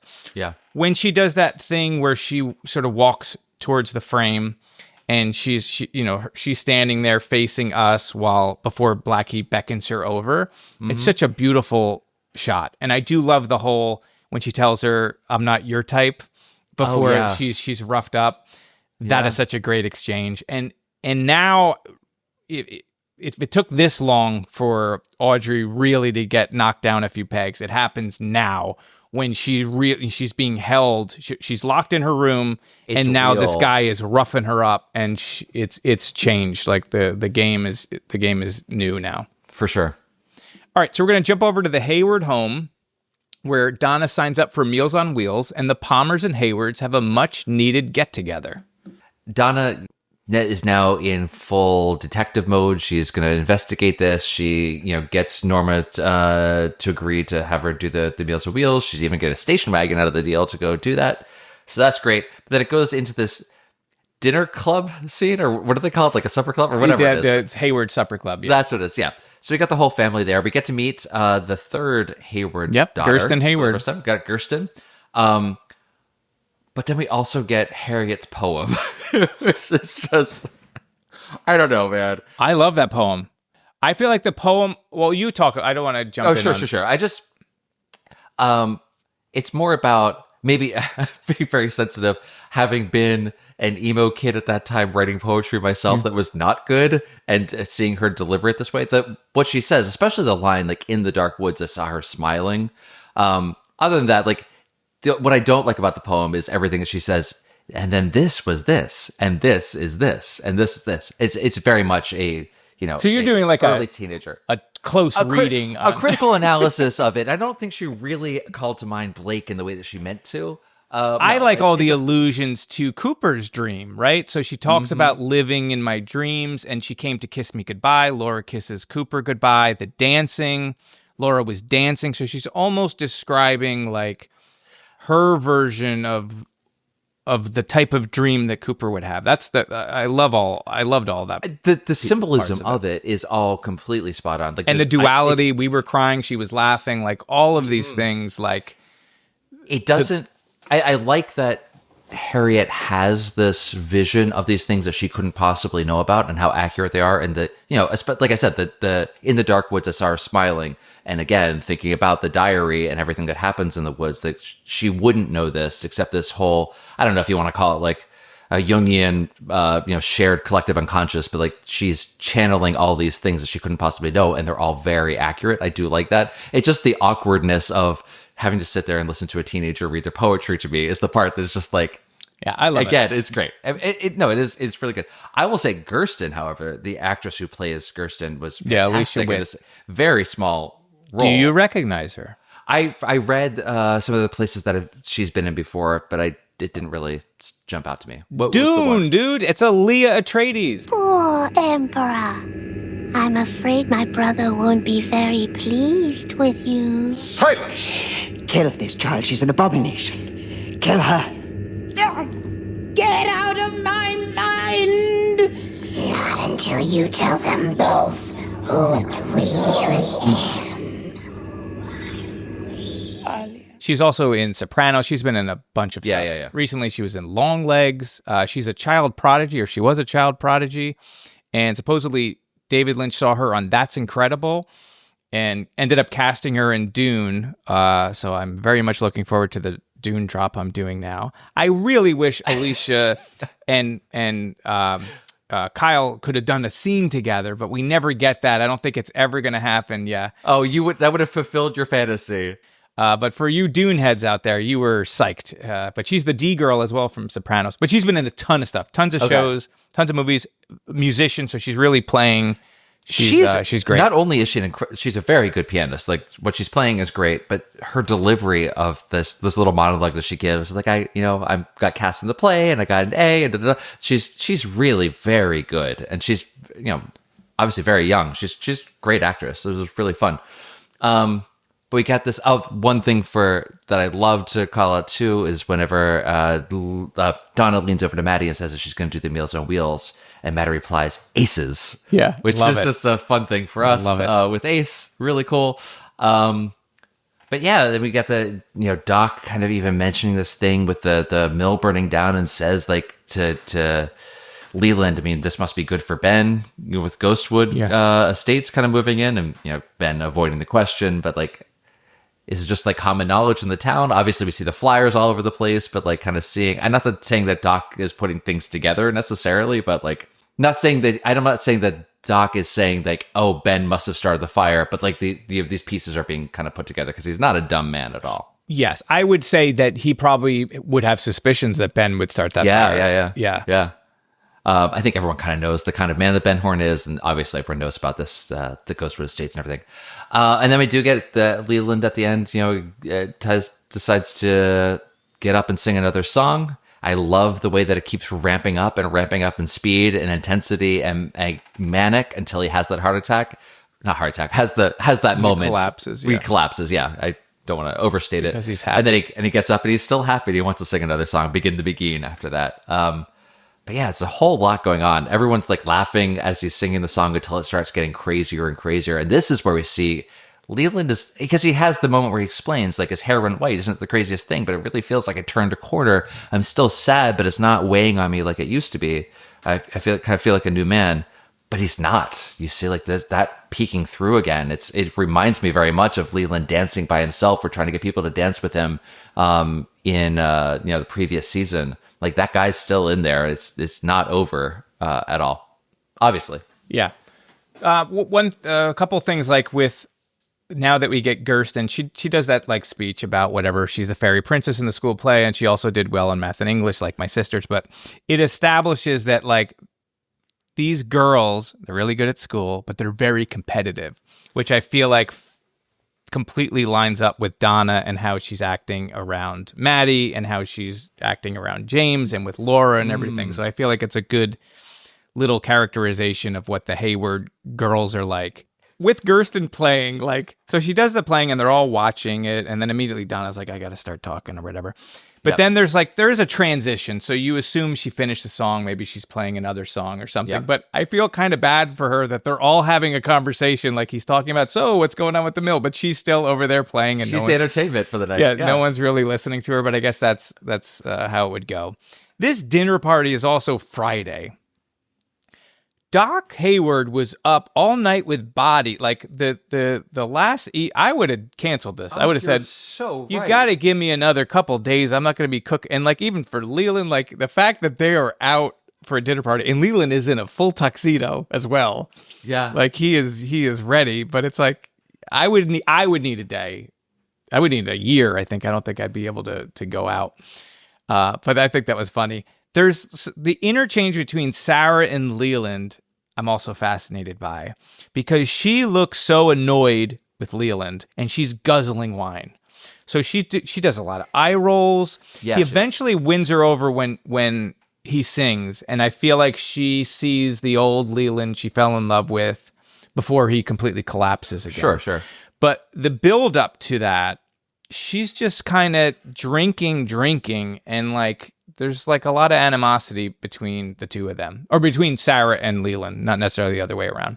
Yeah, totally. I was going to ask you how you're reading her expressions to this, but not only that, but speaking of Harriet's poem, it was about Laura, and it did not seem like Sarah wanted to hear that at all. This was not something she was relishing someone telling a story about how it's okay to like grieve Laura and she's fine, she's in a better place sort of kind of vibe to the poem. Leland, gives Harriet a big hug and says thank you for it, but Sarah does not at all. So it's seeing the separation, the duality between the two of them and how they're reacting to it is interesting too. It's such a nice moment when he does sing though, and you get the joy and you get the comedy and the fun, and everyone's having a good time. And then it becomes sad, and it falls apart, which is Leland, right? He's like this wrapper of joy and comedy wrapped around tragic sadness. Mm-hmm. And like, it's such a perfect representation of that. And when he falls down and you just hear Gersten like, Dad, is he okay? As he's trying to like get him. And it's so rough to watch that scene. And then his line, I feel happy. Now he says that begin the begin or whatever, that Cole Porter. Begin the begin. I had no idea what that meant and I still don't know what it means. I think you're right, because that is like he wants to keep singing. I was like, is there a meaning to the song? And even is there a meaning to her Mendelssohn song? Other than it being very pretty, I don't know if there's any kind of deeper meaning. I couldn't figure it out. All right, so we're going to jump back to the Great Northern. Yep. Another night is coming to a close as Cooper lays down for sleep. Poor Coop. Meanwhile, Audrey is calling out for Cooper through her prayers as she realizes she is in trouble. The giant will return and Ronette will wake. Yeah, poor Coop. He needs some rest. But this whole thing with Audrey, man, just in desperation, locked in that room. She knows she's in over her head. Special agent, are you there? I left you a note. All of this, saying that she's sorry, that she's, she hopes that she understands that she was just trying to help him, and she knows that she'll obviously be put in the field and be exposed to danger like this on a regular basis, but just wants help the first time. Like, she really thinks that this is what's going on, I guess. Yeah, I'm not saying it's not a question. Like, it just is. Like, that's what she thinks is happening here. But just really understanding that she is in dire straits here and not clear how she's going to get out of it, except through prayer. But then we get Cooper with the giant. Again, not to read too much into this as well, but Cooper's laying there in the dark, falling asleep, and we see a shadow move across him. And then we see a hand waving in front of his face. And then we see it's the giant. And then the transitions and the camera changes angles, and we see Cooper laying horizontal across the frame. And then the giant materializes. Nothing more than that. It's just strange that he's there and his hand waves. And then we cut to another scene or another shot, and he materializes into the room. So we got the giant saying, "Don't search for all the answers at once. The path is formed one stone at a time."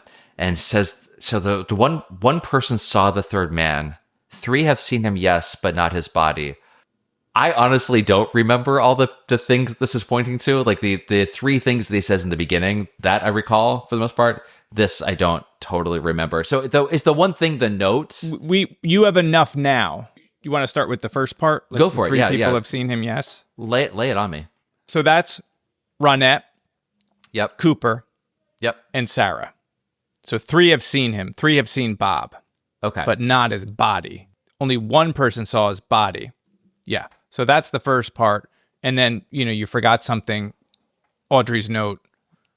You could guess that it's Audrey's note. One only known to you, though. 3 have seen him, yes, but not his body. 1 only known to you. He knows Ronette was in the train car when Laura was killed. So he only knows about one person that has seen his real face. Okay. That's what he's trying to say. And you forgot something. It is the notes. And how did it get there? Nobody knows. That's another continuity thing. Because it was on his table and now it's under the bed. So he says you forgot something, and Cooper's like, what? This is when the giant raises his left hand, the room fills with light, and there's that golden light that forms and goes from the giant into Cooper. I love that imagery of that golden light, because we see this later, the same sort of temperature of light, the same quality of light we see later in the dream with Bob as well. So all these kind of symbols or repeated imagery coming through again. But that's all I have for that part before we get into Ronette's dream. Is there anything else you want to touch on in that part? Don't search for all the answers at once. A path is formed by laying one stone at a time is such a wonderful piece of writing. And it sets you up for this show. Like, don't try to figure it all out. We're going to go one stone at a time, and we're going to get to the end of this. And when you think about like them Mark Frost and David Lynch, not wanting to ever reveal the killer. Like, it's almost perfectly set up when we get to the end of it. Like, it was meant to be this way. Even though I would have loved for the show to have another season, this was the way I feel like it was meant to be. And it all feels just wonderful as we're going to go into the end of this particular storyline. But I love that line, like, just don't search for all the answers at once. A path is formed by laying one stone at a time. You can apply that to your life in so many ways. And I like you said, it applies both the audience and to Cooper as well, because he is also trying to solve everything at once. He's got this intellect that cannot be satiated. He needs to know all the answers. And for the giant to be like, no, focus. Let's just do this one bit at a time is great. Right. And he's interjecting, right? Like he's like, no, better listen than to talk. Yeah. Perfect. All right. So then at this point, Ronette, as he says, one person is known to you, whatever, ready now to speak. And this happens. I am getting chills just think about this. Starting with those static shots of the hospital hallways, and especially there's the one shot looking down the hall where it seems like maybe the shutter speed and the frequency of the lights were out of sync a little bit, so everything kind of flickers a little bit. It's so eerie immediately. And then we come to Ronette, and like you said before, when she's starting to wake up the first time we see her in the bed, now we see her starting to come to, and she's raising her arms. It almost feels like a marionette in a way. She's like not in control of herself. Yeah, that's a very scary image. So scary. The arms going up. And then, you're talking about, the editing. This sequence alone, the amount of editing and the way that things are juxtaposed together in repeated imagery and different variations on it, it is so intense and so terrifying. We get, Bob over the mound in the train car. He's on his knees. He's next to Laura's body. That's what I'm saying. Like, we get the same golden light that we get when the giant comes into view, and the light that goes into Cooper. It's the same quality of light coming off of the right-hand side of the screen as Bob is there on his knees next to Laura. It's just the imagery of it. Laura's demonic grin. She's got blood and gristle on her teeth. Bob, the stabbing motions and the howl that he has. It's the scariest sequence in TV history. Like, I still think about it. Like, I would put this up against a full horror movie. Like, it is unnerving and scary, and the screaming.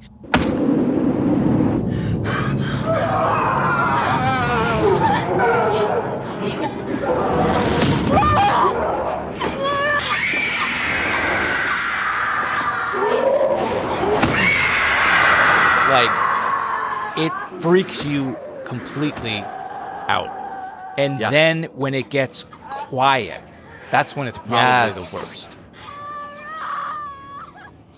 And it's just panning over, and you're flashing, and you're seeing her corpse, and the laughing.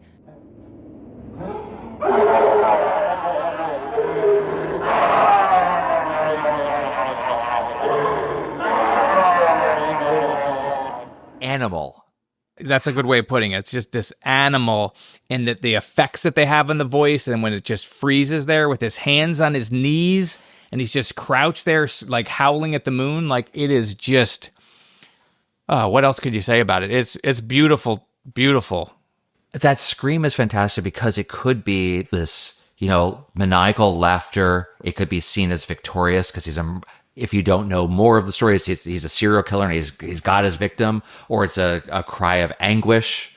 It feels there's so much that happens. It feels both long and incredibly short and like assaulting you at the same time. It doesn't feel like, there's other incredibly terrifying Bob sequences, like climbing over the sofa or foot of the bed. All those are kind of those, like, but they're momentary. This is the longest 90 seconds that, it's 90 seconds. It could be 11 minutes for all I know. It's so long, but it is so intense. But like you said before, the editing here is just incredible. Putting all these images together.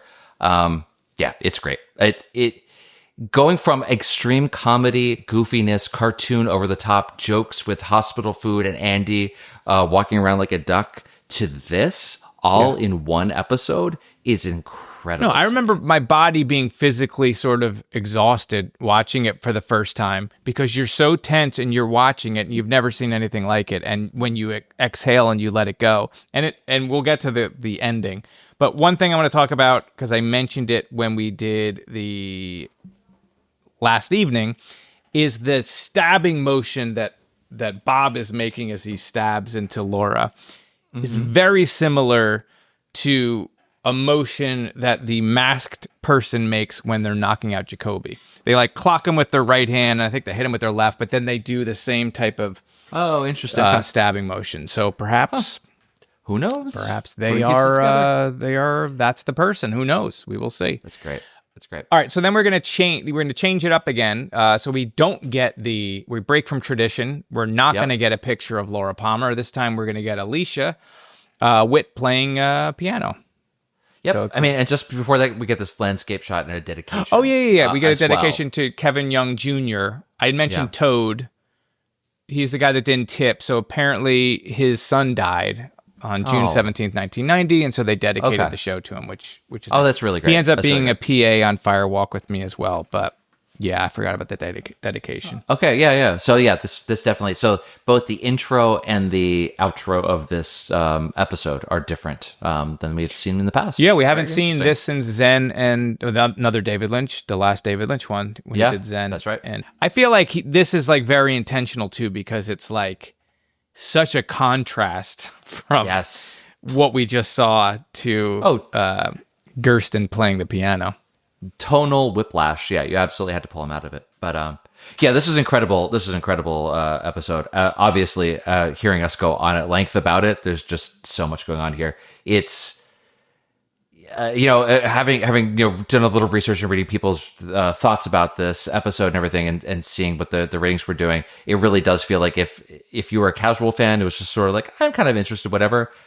This is getting everyone down to just the true diehards, and like this is all the really meaty stuff. Love it. Anyway, speaking of loving it, next time. So I hope you enjoyed your visit with us today. Next time we're going to be listening to Diane, the Twin Peaks tapes of Agent Cooper, which dropped a week after between this episode and the next one, in between Coma and this one, and we had just dropped the diary. So the diary is written by David Lynch's daughter, Jennifer Lynch, and the tapes will feature a lot of the tapes from the show, but there's additional entries that were written by Mark Frost's brother. So we have a lot of families in the big family, and Scott Frost, he'll go on to write additional episodes in season 2, so we will see him more. And he also wrote the autobiography of Agent Dale Cooper. So this is great. I mean, this is something I didn't even know existed. So I'm very much looking forward to seeing something totally new. Yeah, you can find it on Audible. You could buy it on cassette like I did and then not have it anymore. Just like I don't have my original diary. I think either an ex-girlfriend has it or a friend, or I would lend things out and never get them back. But you can buy it on Audible. You also may be able to find it if you search on YouTube. I'm not saying you should. I'm just saying it might be there. You might want to go to support your local library and see if they have it. They're not going to have it at your local library. If they have it at your local library, tell us about that, because that is the coolest library I've ever seen. What a good library. But yeah, it's on Audible. We'll talk about it. It's short. It's under an hour. So join us next time.